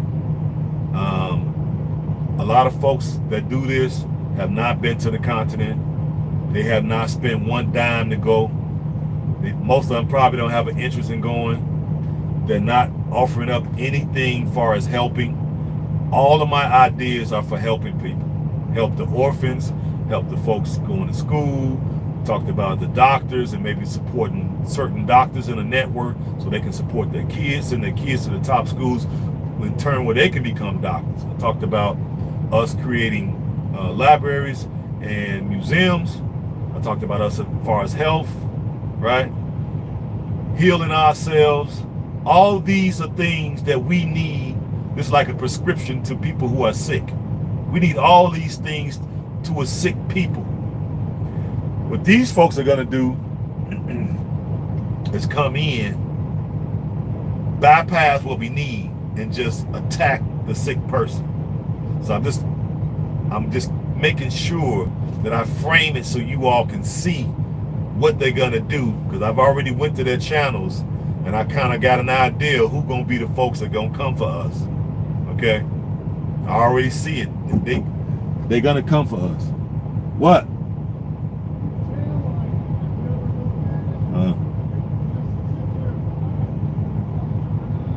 Okay. Okay. Thank you. Just trying to figure out what he want. He roll the window. I don't roll the window down. What are you talking about? I'll go on. Albinoid. I don't know what he's talking about. He's like my light, something, whatever. All right, I'll look at it. Thank you. So yeah, I went over to some of these guys' channel who do this type of thing, right?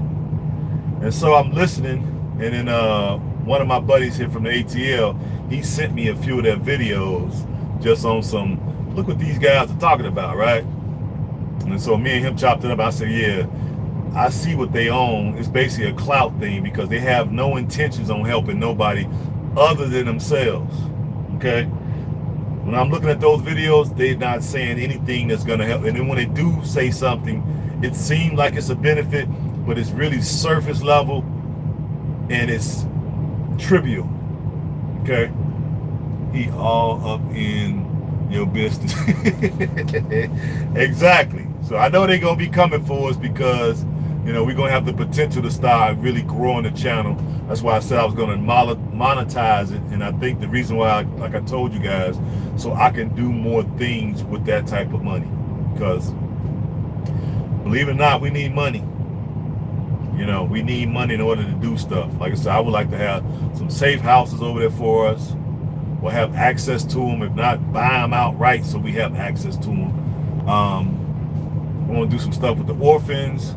You know, there's other folks over there that need help. It's kids that do internship for tourism. You know, they be reaching out to me. I know why they're reaching out to me, because they need money. I know. They're just, you know, I'm been back 3 months or whatever, and I met them as intern college students, and then they reach out to me. You know, I know they need a few dollars. I ain't tripping. You know, but at the same time, I'm only one person. You know what I mean? So I think it's best to just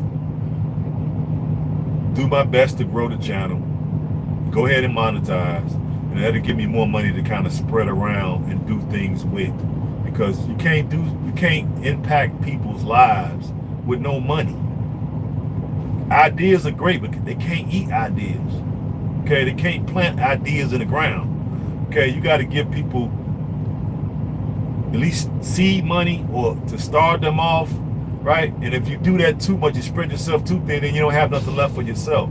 That's what I was saying before. Like, a lot of our greats died broke, poor, and alone. And that's a travesty, you know? And we have a tendency of doing that.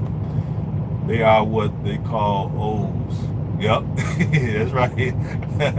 Nothing from nothing leaves nothing. That's right. But we are a group, can help them. You were right. Exactly. So these are some of the things that's going to be coming down the pike. So I just want you all to be aware, and I'm telling you before it happens. So when it happens, you all could be like, yeah. See, you could be like, yeah, what are you doing? Oh, you not doing nothing? Where did you come from? What are you doing? Right? How many times you been there? Where's the proof? And where's your ideas to raise the vibration of our people globally? I want to see it. And when folks come in the room and meet people like that head to head and start shouting them down with this negativity, they will eventually go somewhere else and, I don't know, start, you know, some type of other means of clout chasing. I'm glad you changed your mind on monetization. It's there. Yep, it's the right thing. Yeah, exactly. Well, I mean, in my mind, I'm thinking like, I'm good. Financially, I'm good. For myself, though, I really don't need nothing. To be honest with you, I don't need nothing. But I realize if I'm going to do the type of things I need to do, I need money. So I can't impoverish myself. That's not smart. You know what I'm saying? I can't impoverish myself. So I must go ahead and monetize it. And in that way, I can share more. Plus, make sure I don't impoverish myself. Because if you notice, you look at the greats, they died poor, broke, and alone. And why is that? Because we have a tendency of thinking people doing better than they actually are. So we think they don't need no help. That's what we think. That's what we think. So that's why I say, folks are then, that's why then people want to use that as the reason to come for you. Yeah, so I'm supposed to just be broke? I'm supposed to impoverish myself where I can't even help my people. So I can't help my people, nor can I help myself. What? Look, what? What are you talking about? I can't believe grown people be making these type of arguments as if they're legitimate. Like, you live in a grown-up world. What the hell are you talking about? You see how expensive stuff is? And we got all these people need help. You got teachers over there making $40 a freaking month. And then they got to turn around and take the money out of that $40 to help the kids that they're teaching. And then y'all saying this, what are y'all saying? I don't get it. I don't get it. That's why I say these type of people are gonna come. So just get ready. Yes, Mr. Lofton. These type of people are gonna come. They're gonna show their ugly, rotten looking faces. And the first thing they're gonna do is pocket watch. That's what they're gonna do. But are they gonna do anything? No. Are they gonna even suggest that they're gonna do something? No. Or if they do suggest something, it's usually surface level. That's it. So just know they're gonna be coming, folks. So if I call y'all, hey, I might need to tag y'all in. We might have to go over there and go over to their joint and tag team, let them know, like, hey, look, we ain't for the madness. We ain't for the madness. You know what I'm saying? Mama Africa, me too. I was hoping he would make the change. Yeah, I mean, well, like I said, in order to do more, you got to have more to do more with. So that's basically what it comes down to. What up, Susan?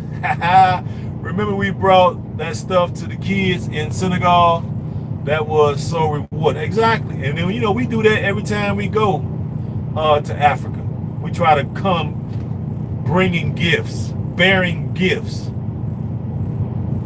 Okay? That's what we want to be known for. We want to be known for the folks. We ain't just coming with empty rhetoric. We come in bringing gifts. We come showing love. We come with an open and genuine heart to help, to be of aid and assist, to show these people and show these kids that God does exist, and he exists through us. Yes. And you can't come and talk to people and they're supposed to get something from that. No, you got to come bringing gifts. Love the kids. That's right, I love the kids as well, Susan. Let's see, I missed something in it. Never seen so many happy faces. Exactly, me either. We can continue the love for them. Exactly. That's what's up. Yeah, me and Susan went to the school. Y'all saw the video. She kept getting in my way when I was trying to film. I know y'all saw the film when we was in Senegal at the school where I kept filming. Susan kept stepping in front of me. I wanted to say, get out the way. Get out the way. Move. Get out the way. Get out the way.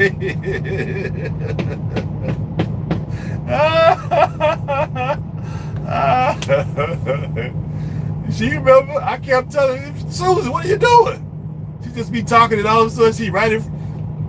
I'm like, you know me, I don't do no editing. I put it all in there so they see your backside, they see the back of your head, they see everything, Susan. I don't do no editing, so yeah, your whole frame is on that shot.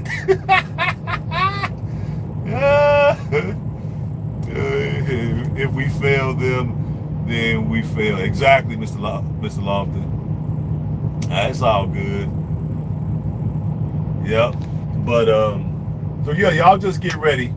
I'm gonna try to do one of these interviews tomorrow, and I'm gonna be on a business channel, so I'm gonna be talking business. So I'm sure y'all gonna want to tune in for that. It's mostly a business channel, and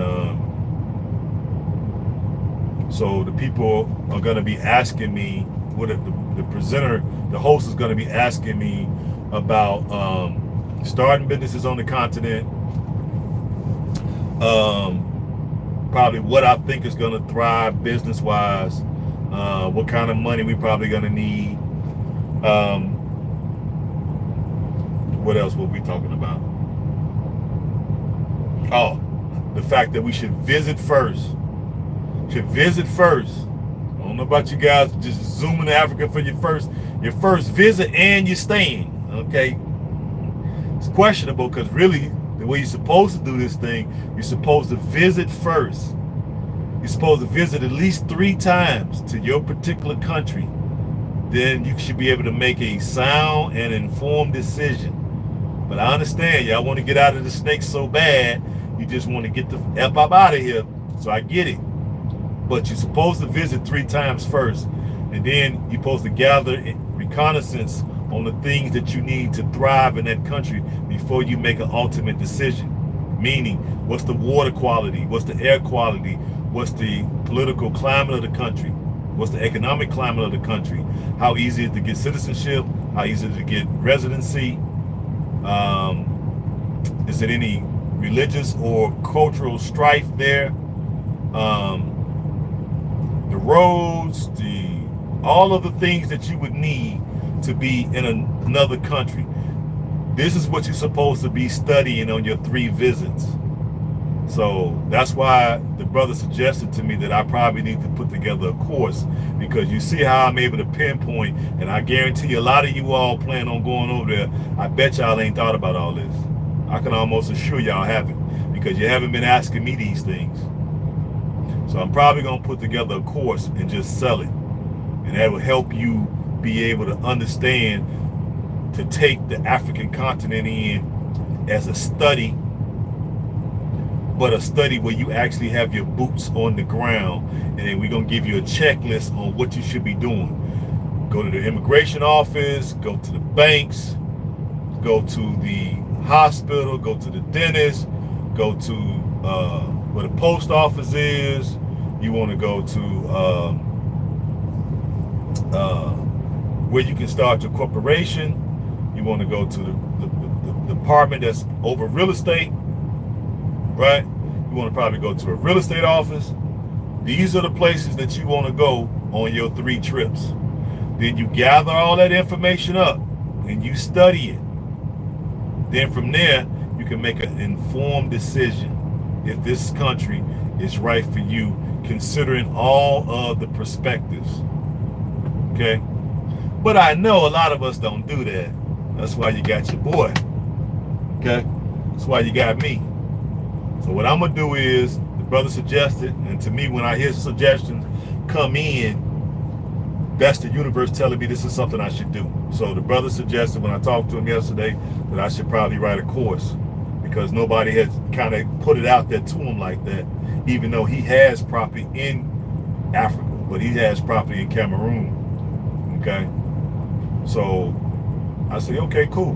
But some of the things I mentioned to him, he did admit that he didn't factor a lot of that stuff in. So now it's a little bit of a challenge. It's a little bit of a challenge. Even though he has stuff there, it's challenging. Okay? So we don't want to go through that. Look, I ain't going to even get into it because the brother ain't give me authorization to bring his stuff up. So I'm just keep him off in the, but he just says it's challenging, which I understand, you know? Yep. Your guide to moving to Sierra Leone. Yeah, something like that. Yeah, something like that. Will it be pre-recorded videos or on YouTube Live? Isha, let me see. I'm not sure, Isha. I didn't even ask him, you know, so I'm gonna let y'all know. Don't worry. I'll go live to let y'all know beforehand. More likely it's probably gonna be pre-recorded. That's what I'm thinking. I don't think it's gonna be live. But what we might do is, I'll probably have him do, I'll suggest to him that we do a 2-part series or even do a 3-part series. So the first one we can do pre-recorded, and then the other 2, since we'll have a subject to kind of coalesce around, then the other 2 can be lives. And then that way I'll make sure you all are around in the room so you can be in the room, and then he'll probably make sure that his people's in the room, so all of y'all will be in the room at the same time, and then we'll probably just take questions, and I'll just answer questions as long as they're not utterly ridiculous. If they utterly ridiculous, I'm just gonna dismiss them. I'm not even gonna answer that question unless you, or tell you you need to reword it, and I'll answer it if you reword it. That's probably what I do. So I don't want to clown you, because and you know, the old me will want to clown you. I ain't forgot how to clown somebody, so the old me will want to clown you, but I gotta remember, I gotta be more respectful. So I ain't gonna clown you if you ask me something stupid. But what I'm gonna do is just tell you, hey, I'm not gonna answer that question until you reword it. That's what I'm gonna say. I know, right? I know, right? I don't want to clown folks. You know what I'm saying? But my first mind is to clown you, but I know I can't do that. That ain't right. That ain't right. Because I gotta realize, like I keep telling you, I've been in this thing for 30 years. I just not been on YouTube. I've been out in the public doing my thing, you know, moving and grooving, not even thinking about doing nothing on YouTube. Then somebody was like, man, you gotta do this channel. I was like, not really. I don't need no channel. And it just kept coming. You need a channel. You need a channel. And then more people were telling me, you need to get a channel. You need to get a channel. So I was like, you know what? Let me get a channel. So that's how it came about, people. I wasn't even thinking about doing this, but now that I'm doing it, I'm like, you know, I'm starting to like it. You all are giving me some good feedback. Y'all give me some good ideas. You're making me think. You're making me read. You're making me do more research, you know. So I appreciate it. You know, that's why I like about it. I like for folks to interact with me and put me more on my toes. So that makes me want to work harder for us. I want to work harder for us. That's why I was bringing up the health aspect on the heels of our beloved brother passing. You know what I mean? This is a good reason for us to really prioritize health. You know, then we can prioritize wealth. So we got to really put it up there and take it serious. Start holding each other accountable. Start helping each other. Start maybe putting together certain elixirs that we can all benefit from. Maybe we can all take some online naturopath classes. Why not have a whole community of naturopaths? Why? Stuff is easy to get online now. They done took the schools and to this COVID stuff and realized that we can get stuff done, you know, online now. We got computers, we got laptops, we got internet connections. So why don't we just take these and get these certificates? And now we all are naturopaths. So now we, with that collective brain power, you know, with us being a think tank, hell, who knows what we can get done. Yeah, great communicator. YouTube is fitting for you. Yeah, you know, I'm doing all right. You know what I'm saying? I'm doing all right. It's just a teacher in me. You know what I'm saying? I never did get to be a teacher, so I'm not really used to speaking. And I've been doing this job for 11 years, just in here quiet.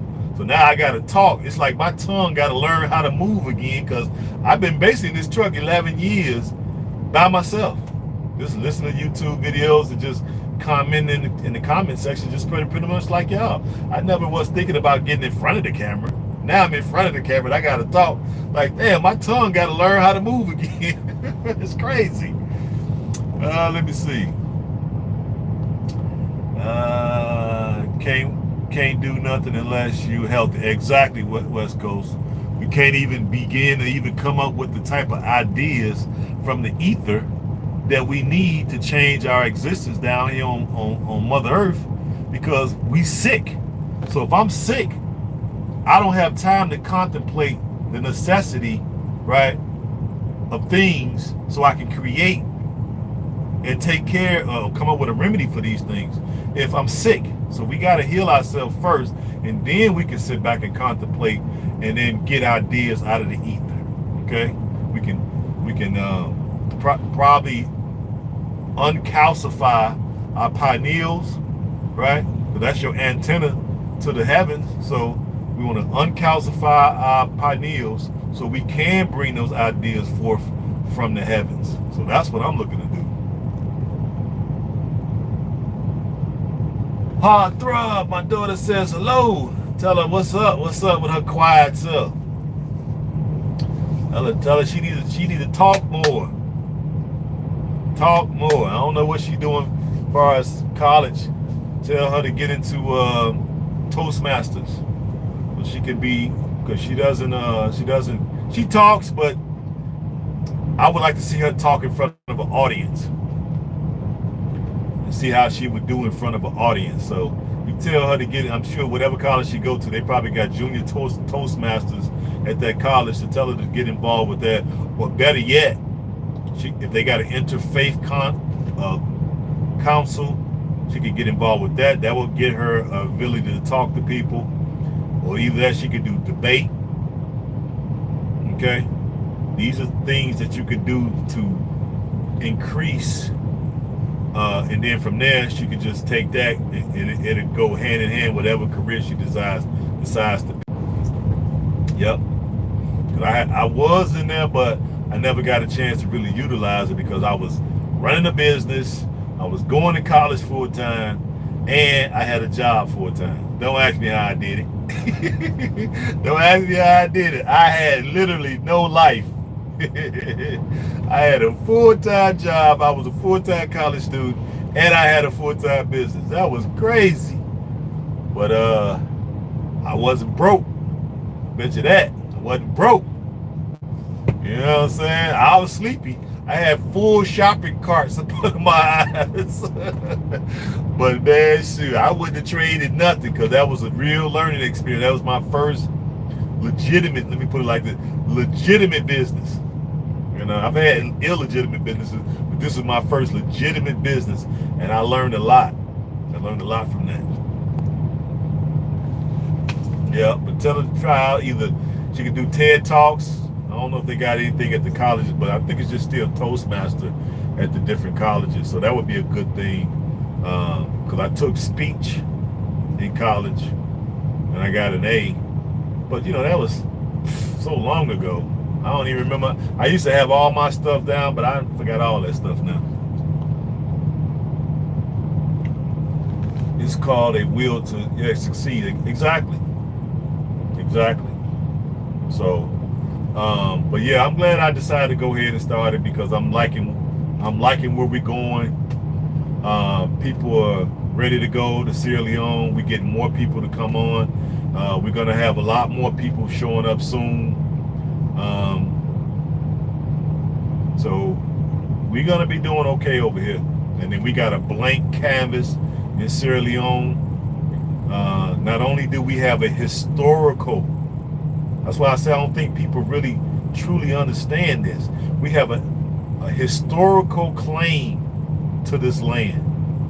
We have a historical birthright that we want restored, and we want full rights and privileges, right, restored. And then we want to do what we can for Mother Africa. So it helps that we are restored our proper place as far as birthright status. So now we can come back and really roll up our sleeves, and let's see how we gonna raise the vibration of our mother country. And then let that vibration, right, ripple out to the rest of the continent. So we want to definitely raise Sierra Leone as the jewel. We want to surpass Ghana. I want to surpass Ghana. But yet I'm still with that community because that still is our Pan-African community. So we want to be able to have a friendly competition in raising the vibration of the motherland.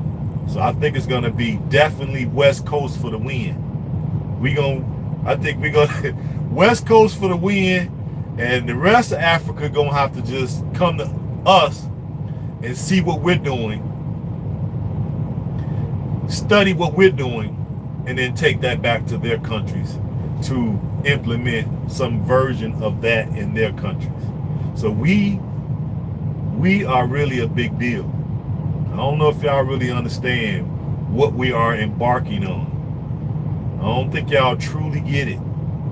Probably ain't hit y'all yet. It's hit me because I've already seen the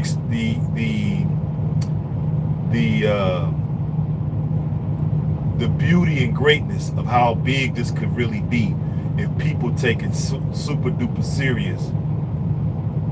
And with our connections in the government, that's the other thing I hear people say. So let me address that now because I will be addressing this on the interview. Okay, that's right. West Coast or West Africa for the win. You're right, no doubt. People are probably going to come and say, oh, why should we go on the tour with you, H.A.M? Why can't we just book our own flight and just show up over there and possibly, if we're eligible for citizenship, get it? You could do that. You could do that. But I think it would be more difficult to do it that way. Because one, you don't know what's happening over there. You've never been there.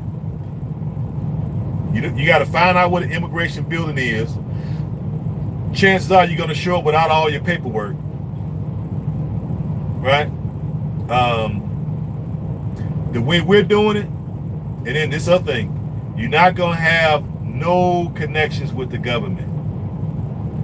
The way we're doing it, the government had a hand in setting up the tour that we're involved in. So the government had a hand in constructing the places that we're going. That's why we're going to certain places, and they okay and what they called it, they checked it off. Okay, so what the goal and the theme is, and the idea is, let's bring the brothers and sisters back. And since they've been in America for all these generations, how do we want to? Let me see what this says. West Coast. They say you have to go there, certified tour group. Basically, West Coast a little bit right. We want to go there. Let's see what Will says. They can't do that according to monuments and relics in Sierra Leone. You have to go through Sierra Leone tour company. Exactly, Will. But I want to explain why they want to do it this way. Okay, maybe that's what I said. I said maybe they could go over there and do it. I don't know. I didn't get mine that way. I got mine the way that they want you to get it, and I got it no problem. Okay, no issues, no hookups, no hangups, no snags, no glitches in the system. I got mine no problem. So this is the way they want you to do it. But the reason why is what I'm trying to explain to so folks, before people come to me, because we're going to get a wave of new people. So when the wave of new people come, this is what they're going to ask. So I'm telling you all because you all are my core people. So you all are, when y'all in the room and y'all hear these new people asking me questions, you will all say, well, damn, we talked about this before they came. Okay? So the reason why they structured it this way is because they want to be able to give us the path to assimilate back into the population. Okay? So in order to get us to assimilate back into the population, you have to give us the history of the country. Why you're doing this for us, right? The history of the country, why the war took place, right? The history of free enslaved persons going back to that land, how that happened, who were the actors, what were their names, where did they go, what happened during the war, right? The different places where slavery took place, where the enslavement process took place, the torture, the murder, right? The capture, and ultimately the door of no return. So you can know without a shadow of a doubt what your ancestors experienced, so you can truly start to humble your damn self. So you can stop with this first world attitude and realize what your people had to endure for you to have your black ass here. Humble yourself. That trip will humble you. You will truly start to understand what your people actually went through and how privileged you really are living in a first world country, even though it's effed up here. Once you go through all that, right, then you get to see the geography of the country. That's the other part they want you to see. They want you to see the mountains. We're going to be in the mountains, so you'll get to see it. You'll get to experience the mountains. We're going to go to the beaches. You're going to get to see it. You're going to get to experience it. The food, the cultural food, you're going to get to taste it and experience it. You're going to get the names. You're going to start to learn the different tribes, the different languages they speak, the different cultural dance, the different traditions, right? And then we're going to actually visit with those tribes. You're going to spend time with them. You're going to talk to them. And then we're going to ultimately break bread with them. Then these tribes are going to name us. We're going to have an official naming ceremony. So you're going to get Sierra Leonean names that ultimately you can adopt and change it to change your name, because you're going to have a Sierra Leonean name plus passport and citizenship. So now you got the documentation to change your name. You can get rid of your government slave names or enslaved names. Okay? You get to see the country. Right? Then to cap it off, you're going to have a passport ceremony with the president himself. I don't think y'all truly understand how big of a deal this is. That's why I got to keep reiterating it. This don't happen in other countries. This happening in our country. Okay? This don't happen everywhere. Matter of fact, it don't happen at all. This might be the only place it happens. Our country. And we need to take pride in that. This don't happen everywhere. Not only that, we get to actually rub elbows and break bread with folks in the government. So get your 10-minute or what they call 11-minute elevator speech together. You have a few minutes to talk to them.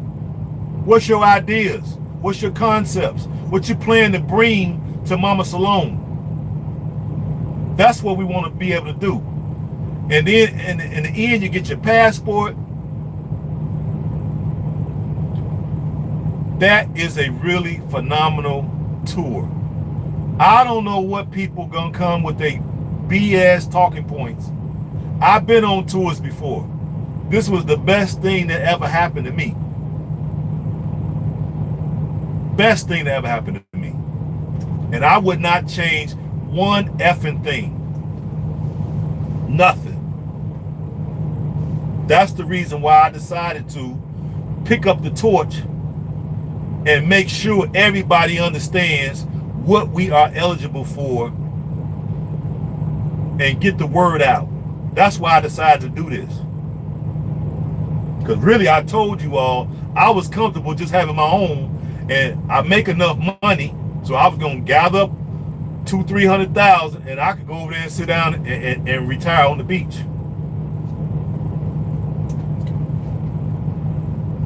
That's what I was hoping to do. But I realized it's a travesty that I found this stuff out by accident.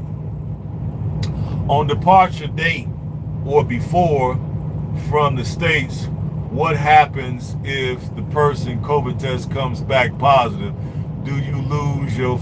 Of course not. How you going to lose something and you didn't go on the trip? Very well thought out citizenship plan, bravo. That's right. No, Will, you don't lose your money, man. We don't do those type of things over here. We're not albinoid devils. We're not albinoid devils. So we don't operate that way. If you test positive, that's something you had no control over. So what we would do is we would probably have to take a hit on the plane.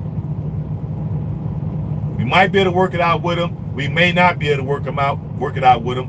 Who knows? So that would be a question mark.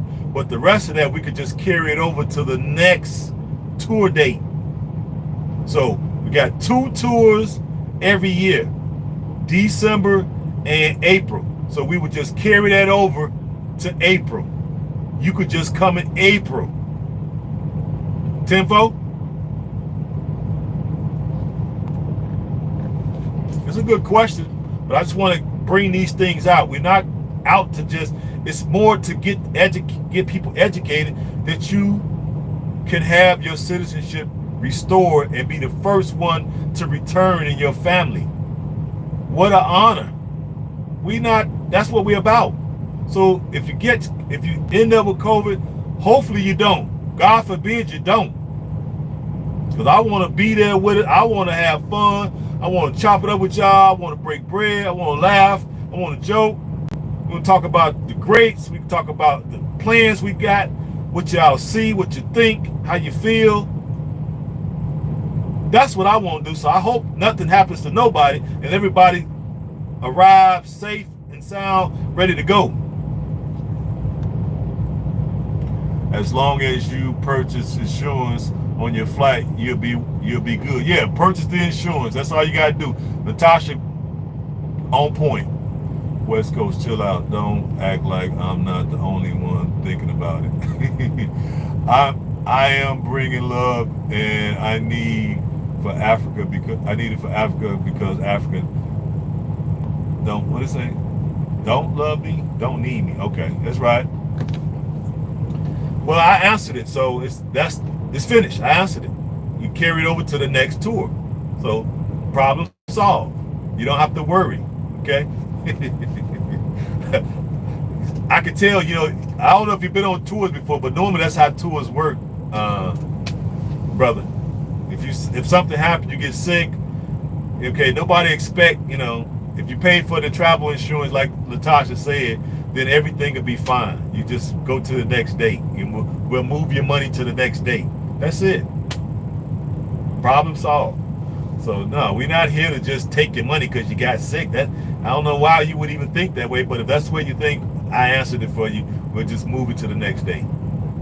Okay, but that's the reason why they structured the tour the way they did.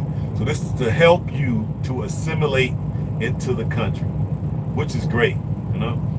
I got 20 ways around that. Exactly. You hear Susan, so we got somebody to take care of all that. I see Dinus is posting different dates, November to December, but subject to change than you. What is it? But subject to change. Well, hey, that's Dinus is Dinus. Okay, he can do what he want to do over there. I ain't got no problem with Dinus being Dinus is cool. If he's posting November, then he's posting November. What? Okay, cool. No, I've never been on a tour, but thanks for asking. I like the way you think, Susan. Yep. Yeah, well, that's how the tours work. That's probably why you thought to ask that. But yeah, I've missed tours before because of COVID. I didn't catch COVID, but just because COVID hit, it came right in the middle of me after I had paid for my tour. So all it did was just move my money to the next tour date. And then I actually went, which took another year. So I was supposed to win, just in case for folks who come in the future that don't know this, I was supposed to win 2020, April. COVID hit March. So we couldn't go. So then we end up going April 2021. So had to move that date all the way around 365 days. And then I went on the tour. Didn't have to come out of the pocket with nothing else. So that's how we do that. He says, I am just saying because I know the citizenship ceremony has to be the same. I don't know. Like I said, I don't know what they're doing over there. I'm not privileged to what's going on over there. So, whatever the brother's doing over there, I wish him nothing but success, love and success. I'm just worried about what we're doing over here. What we're doing over here is in December and April. What he's doing is what he's doing. I wish him nothing but love and success. I had COVID twice, and I am ready to go. Yeah, well, I'm glad you're better now, Mr. Lofton. Sorry you had to experience that. Yeah. So I just wanted to get those things out to my core people, and then to get it on the record before I do these interviews. So when y'all see all these folks come and ask me these same questions, and if I get frustrated, y'all understand why I get frustrated. You'll understand. And also, I'm going to be introducing, because Go Black said that he was going to be charging for consultations $400 an hour. I'm going to be going that same route. Same company that I think he's using, I'm going to be using. I'm not going to charge, I'm going to charge slightly less. So, because I know once we get so many people coming, it's going to get to a point where I'm going to get tired of talking. So what I'm going to do is, for all the new folks that come in on board, I'm gonna have a link. So I'm gonna get them to email me. I'm gonna send them the link, and that link is for them to call me, and it's a pay to talk platform. Excuse me. So that way I can start to funnel and separate folks who are serious, or folks who just basically want to ask a million questions just for the sake of asking a million questions. Develop okay, so you don't have to repeat yourself and just refer people to the website. Yeah, well, that's on the video. Everything is pretty much on the video. That's why I put that little video together. But if I do a Q&A or frequently asked questions, it would basically be the same thing as the video. So I could talk to my web guy and add that. That's not a problem. I could add it, but I'm sure that still ain't gonna stop people from calling. It still ain't gonna call. Hey, I already know, because I'm like that. So I know other folks like that. I think I'm thorough. So if I go to a website and I see some stuff, I'll go to the Q&A section, and I'll still pick up the phone and call them. So I already know. So I'm just saying, you know what I mean? And then also people can ask me other stuff. It ain't necessarily got to be just all Sierra Leone. It could be Ghana, it could be Gambia, it could be Senegal, it could be Tanzania, it could be South Africa, it could be trucking. It could be business, it could be finance, it could be insurance. I could pretty much cover all those subjects. So you could talk to me more than just about Sierra Leone, but that's going to be the focus. And then, of course, the citizenship piece, business piece, real estate piece, political, all of that. Yeah, I think I am an herbalist, and I am good. Thank you. Just work on the immune system and keep marching. Snakes are trying to take us out early. Facts. Yep. So that's the plan. I already registered on that site. I got everything. I just got to go back and double check everything, make sure it's proper. Get the link. So I got the link handy, and then I'm going to be adding that to the site, adding it to my YouTube and everywhere else. No shots here. God made a perfect machine. That is us. Absolutely. So that way we can monetize that as well, because I'm sure we're gonna get a lot more people, especially after doing these interviews on really big platforms. So and we want to be able to help as many people as possible, but we got to definitely separate the time wasters, because in our community we have a lot of time wasters. So folks that's serious, I got serious information for you, and I got serious. The other thing, like Go Black was saying, having contacts. I don't know. We need to have networks. That's why you got to get out of this individualism thinking. You need a network. Okay? You need good, honest, hardworking folks on the ground who can help you, so you can just pick up the ball and start running. You can get, as soon as you land over there, you can pick up the ball and start running. Get everything you need and get set up. Less bumps and bruises and headaches and wrong turns and dead ends and running into scams, scammers.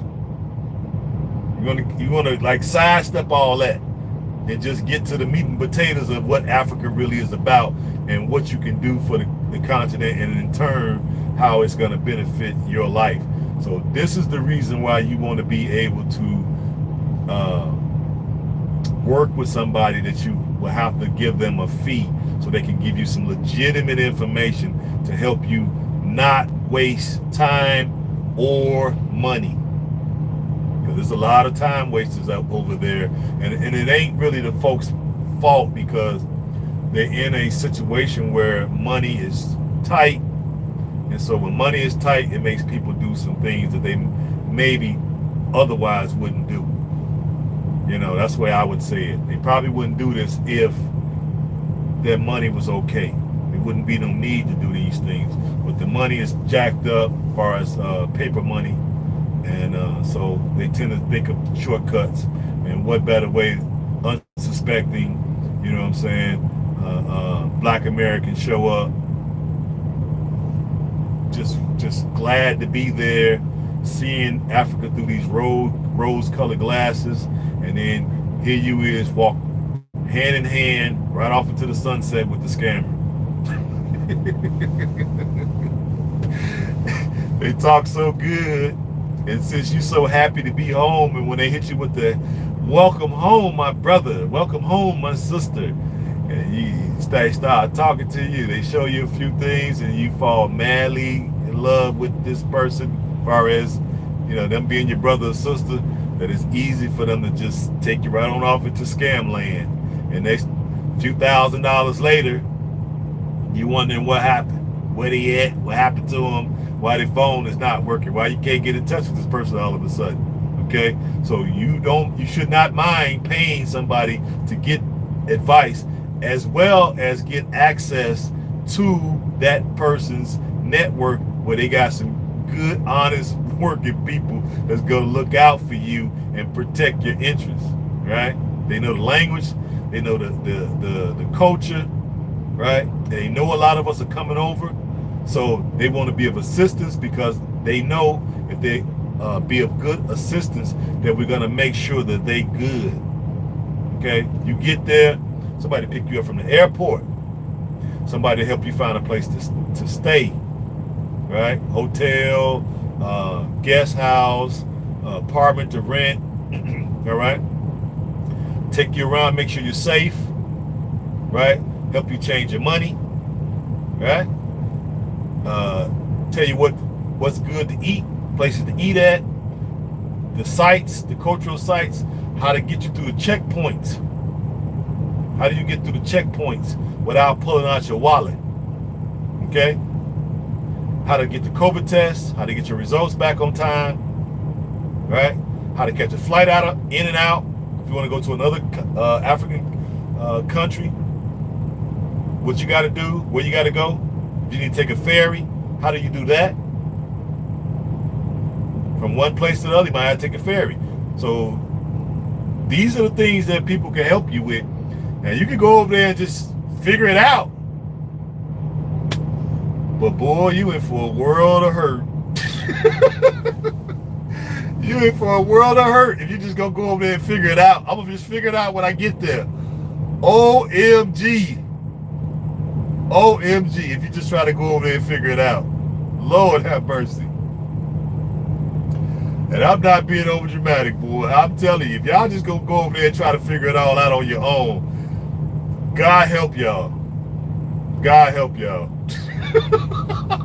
Tell him, Susan. Tell him. Just tell him. Man, shoot. Hey, tell him. Hey, Susan been there. She been to Nigeria twice, right? And she's been to Sierra Leone. I always get these two mixed up because they both start with S. Senegal and the Gambia. Where else you been over there? Scam Land Central. Exactly. Scam Land Central. That's a good one. Where else you been over there, Susan? I know you've been to Nigeria twice, right? And then you went to Senegal and the Gambia with me. Them the only ones you've been to so far? I think you said you're going to Ghana next, right? Hey, she was one of my tour mates. And she could tell you how good, and what do you think of the tour, Susan? Do you think it was a good thing that you went with the tour? Nigeria twice, Senegal, Gambia, and then you going to, Ghana in December. What's so funny?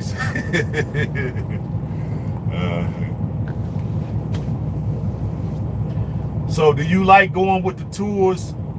Because I think you went once by yourself. So which is better, going by yourself or going with the tour? Let me ask you that. Y'all see them guns? Y'all see them guns? The tours is very helpful for the newbie. You ain't never been there before. Yeah, it'll introduce you to the country, plus give you some good contacts. Right? You start learning how the country operates and all that. Scams, what a scam is, it is like a what? Yep. A tour would be better by far. Absolutely. I like the tour because you can enjoy yourself without overthinking the logistics. God dog. Well said, Susan. That's what I was just laying out for you all. If you all think that you're just gonna land there and just figure out the logistics as you there with your bags, OMG. OMG, if you think you're just gonna figure it out. You can figure it out. I ain't saying you can't. But bring some Tylenol. Bring some Tylenol. That's all I'm gonna tell you. Tylenol is your friend. Let's see what Susan said. Because I like the tours you can enjoy. Yeah, okay, I read that. On point. Makes sense. Absolutely. It makes a lot of sense, I'm telling you. Shoot, even on the tour, I'd be almost overwhelmed. Shit. Just imagine if you by yourself trying to figure all that stuff out. Man, please. Hotels, guest house. Are you going to find something to rent? An Airbnb? Are you going to take a taxi? Is you going to take a Chocho? A KK? You going to take a bus? You got to try to figure out a ferry. Where to get the tickets at? What if I miss the ferry? Try to take a flight. What if I miss the flight? It ain't like, in America if you miss a flight. What do I take the COVID test at? What do I get the results at? What if I don't get the results in time? Boy, we be going through some stuff.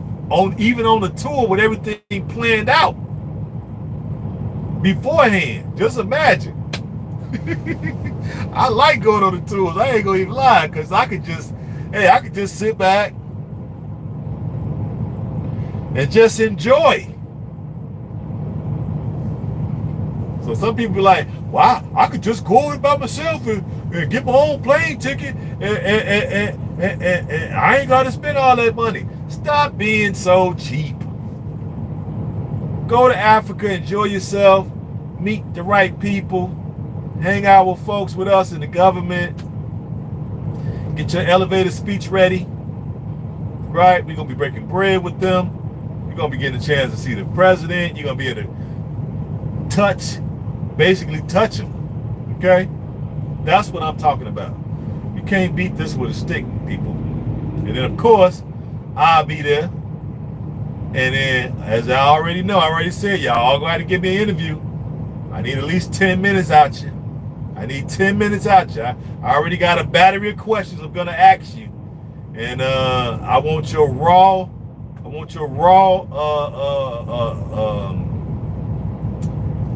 answers. It's also nice to build relationships on the tour. Absolutely. Yeah, I was planning on just showing up to the country to get my citizenship. Yeah, well, you're going to be in for a rude awakening if you think you're just going to show up for your citizenship. Yeah, see, that's what I'm talking about. This is the reason why I'm covering this, because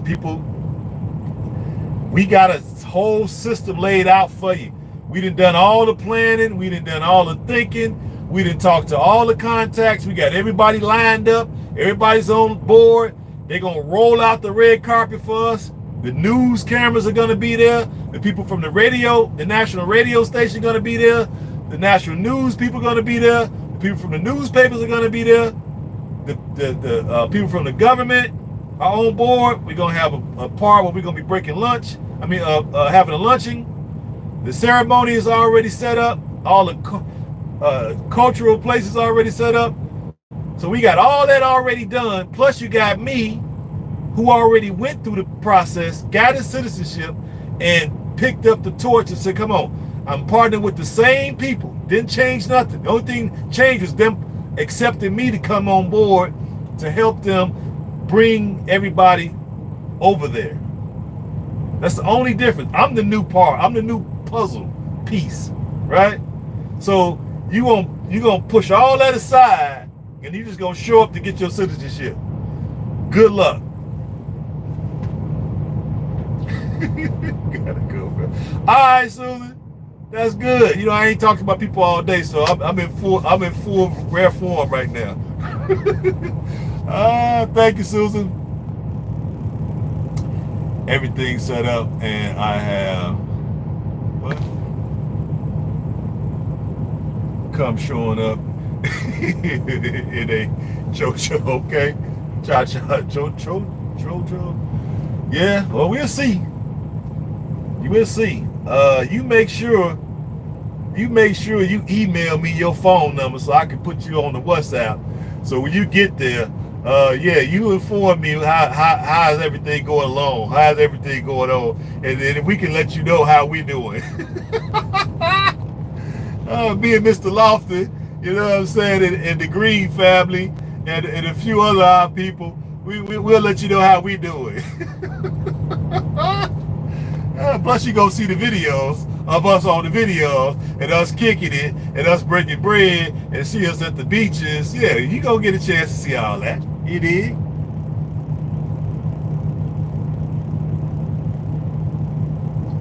Yep.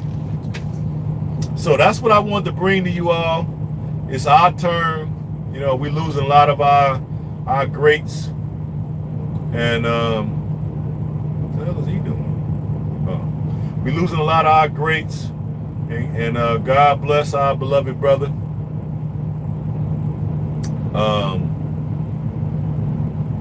He will surely be missed, and now we are the rightful successors to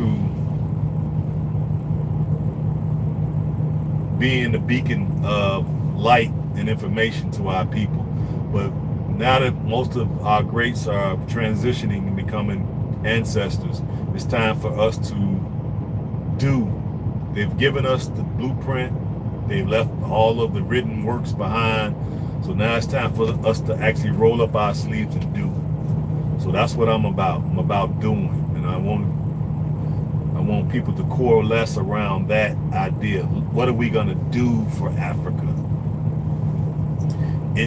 As we do for it in turn will give us everything we need and more. But what are we prepared to do? And we need to be working together to do this, to bring about the vibration that is going to raise everybody, right? Raise Africa to proper standing in the world. It should be the #1 continent. It should be the next superpower, not China. So we have to be the ones to help throw our hats in the ring and bring this about. So that's pretty much what I got. Any questions before we get out of here? ATL down, baby. I'm in the ATL. That's right. I love it. I get to go all over the country, people. So tomorrow I'm going to deliver my load. I'm going to call them people, call my people, and see if I ain't got to be right back. If I ain't got to be right back, then I'm going to just kind of hang out down here in the ATL tomorrow. You know what I'm saying? I got a few folks down here I want to do some interviews with, so I'm going to call them up. They already said once I come in town, let them know. They'll come get me. We'll do some interviews. So we might be having interviews tomorrow, God willing. But we got any questions? Any questions? Questions. Any questions? Questions. Any questions? Hey, what up, Northern Great? Are you going to meet and greet in ATL? No, not necessarily, because I've already made plans to do 2 interviews, and I got 2 people in ATL that I want to interview. One of them is my former roommate when I went to Tanzania, and brother has very sharp young man. He's a businessman, and we're gonna be neighbors in Africa, in Ghana. He bought a plot in the community where I bought, so we're gonna be neighbors in Ghana, and we were roomies in Africa when we went on the tour, and we just had a real vibe, genuine vibe, and so we've been staying in touch since the trip. And so we talked yesterday, and I want to get him, because the brother has so much knowledge, and he's only 39. So he has several businesses. So I want to bring him on and let him share his story, how we met, some of the things that he's doing, and then ultimately we want to get him motivated to start him a channel, because he has a wealth of information that he can be disseminating and helping us continue to grow. So I'm going to encourage him, and I want you all to encourage the brother to start him a channel so we can get more of this information out there. So the more the merrier. I don't believe that we're in each other's way. We're not. We're actually helping one another so we all can grow. Be safe. Absolutely. I've been to ATL like 25 times, Mr. Lofton. It's like second nature to me coming to the ATL, you know. But yes, I will be safe. I heed that warning. And then the other brother is a brother who is a subscriber, and he is from Liberia. And remember, I've been telling you all I want to try to hook up a tour going to Liberia for some of you all who do your ancestry and it comes back to Liberia. We want to make sure that we're able to facilitate a tour to have a path to citizenship for you folks whose DNA come back to Liberia. All right, so he's from there. He left during the war, and now he wants to go back, and he's doing business in Sierra Leone and in Liberia. So he's doing business here in the States as well, and he's based out of the ATL. So we've already talked on the phone. I told him when I come in town, I'm gonna call him. So I hope you don't mind doing an impromptu with me. So I want to make sure I get up with him, because he also does YouTube videos, very nice videos. He produced, very informative. If you want to know about business, this brother is very thorough when it comes to business. Because I remember I told y'all we're gonna start getting more business minded. This brother is a young brother.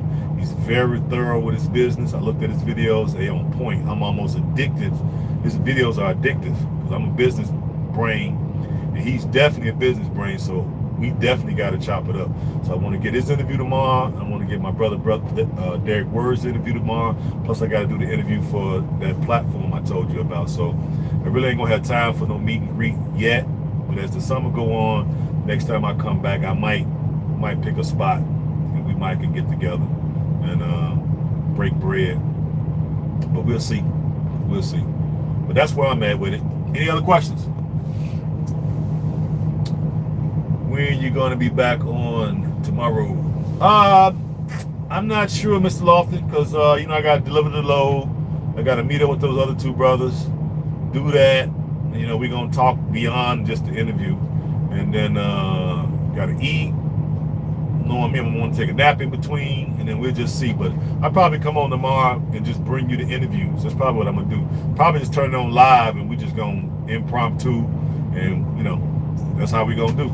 Live ain't nothing better than live. You can't pause real life, so why pre-record stuff? We're just gonna turn it on and just build. Turn it on, put it in the corner, and me and the brother just gonna build from there. Y'all got any questions? Throw your questions in the comment. We'll have him answer it, or we'll both answer. He'll answer first, and then I'll get my opinion on the same subject. So I think that's how we're gonna do it. That way, I think we'll get more engagement, more interaction, more exchange, and do it that way. But I think that's what we're gonna do tomorrow, and then I'll just pass on broadcasting tomorrow, and we'll just pick it up on the next day. I think the interviews will be more advantageous, and then, or I could come on if people still got questions and build upon the interview. So it's up. I'll play it by ear, but we're gonna get plenty of content in either or. We're gonna get some good quality content, because these are some really smart, young, intellectual business brains. Both of these dudes. I like it.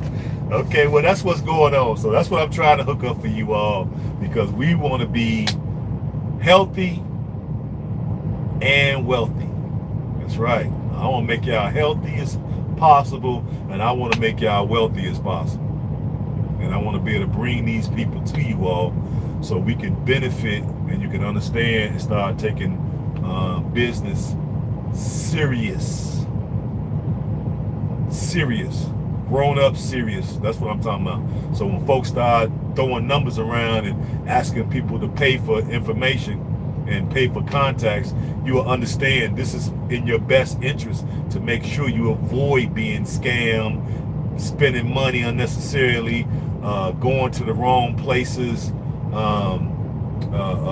missing flights, not being able to get your COVID exams on time, not knowing where to go to the ferry, not having any contacts on the ground in case you need some help. What if you miss your flight and your money is low? You want to be able to have a contact where you can call that can come get you, and you can sleep on their couch. They can take you back to the airport the next day, and you jet on wherever you're going. This is the type of network that we're setting up. We're going to have safe houses over there if we can. So folks that need to get out ASAP, we got a place for you. Okay? These are the type of things we're doing. So this is upward and beyond what most people are going to do. That's why I say I think differently. Other folks don't really, they just kind of like, all right, just show up and we'll make it work. Nah, I've been over there. We need to do more than just show up and make it work. No. This stuff needs to be thought out and planned out, and it needs to be systematic to where if A happens, we automatically do B. My biggest fear would be missing the flight or the flight being canceled. Well, yeah, it could be canceled due to rain, because you got the rainy season, so it could be canceled due to rain. So if it's canceled due to rain, what do you do? Good question. What do you do? So you call your contact that we have there. They'll come get you, and then you can sleep on that couch until you can catch the next flight. Yeah. Break bread with them, or go out with them, or whatever. You know what I mean? Go to the markets, use that time to do something with. Don't have no fear over things that not in your control. Yeah, well, I get what he's saying though. Like if you don't have a network of folks and you miss that flight, then yeah, I can see why you would be nervous. But see, me, if I'm over there and I miss that flight, I wouldn't be nervous, because I got folks I could call that will come get me. Okay? They will come get me, and be like, man, what you want to do? You know what? Let's go to that restaurant that we went to last time when we had that lady fish and we had them really good veggies. Let's go over there and hang out. We go over there, hang out, get some ginger beer, get some real nice grilled fish, sit back, eat, laugh, joke, talk about stuff, right? Build. Then we'll go back to the crib, chill out, make a pallet on the couch. And the next day, boom, take me to the airport. That's what I'm talking about. God built this world not for us. Don't have no worries. Yeah. Well, I understand what he's saying, Mr. Lofton. It's like one of those things that I've been in that situation. I haven't missed no flights, but I got close to missing one. So I get where that would come from. But that's why you want connections. You want contacts, all right, that you can actually call on that can come and get you and aid you while you're waiting. Because you don't want to just be waiting in the airport. That ain't no fun. Right? They ain't got the comfortable seats like they may have in other airports over there. Them seats is like, oh my God. Like you waiting on a bus. But if that's it, I'm gonna go and get up out of here. Y'all know I love y'all. Y'all know I love y'all. Okay?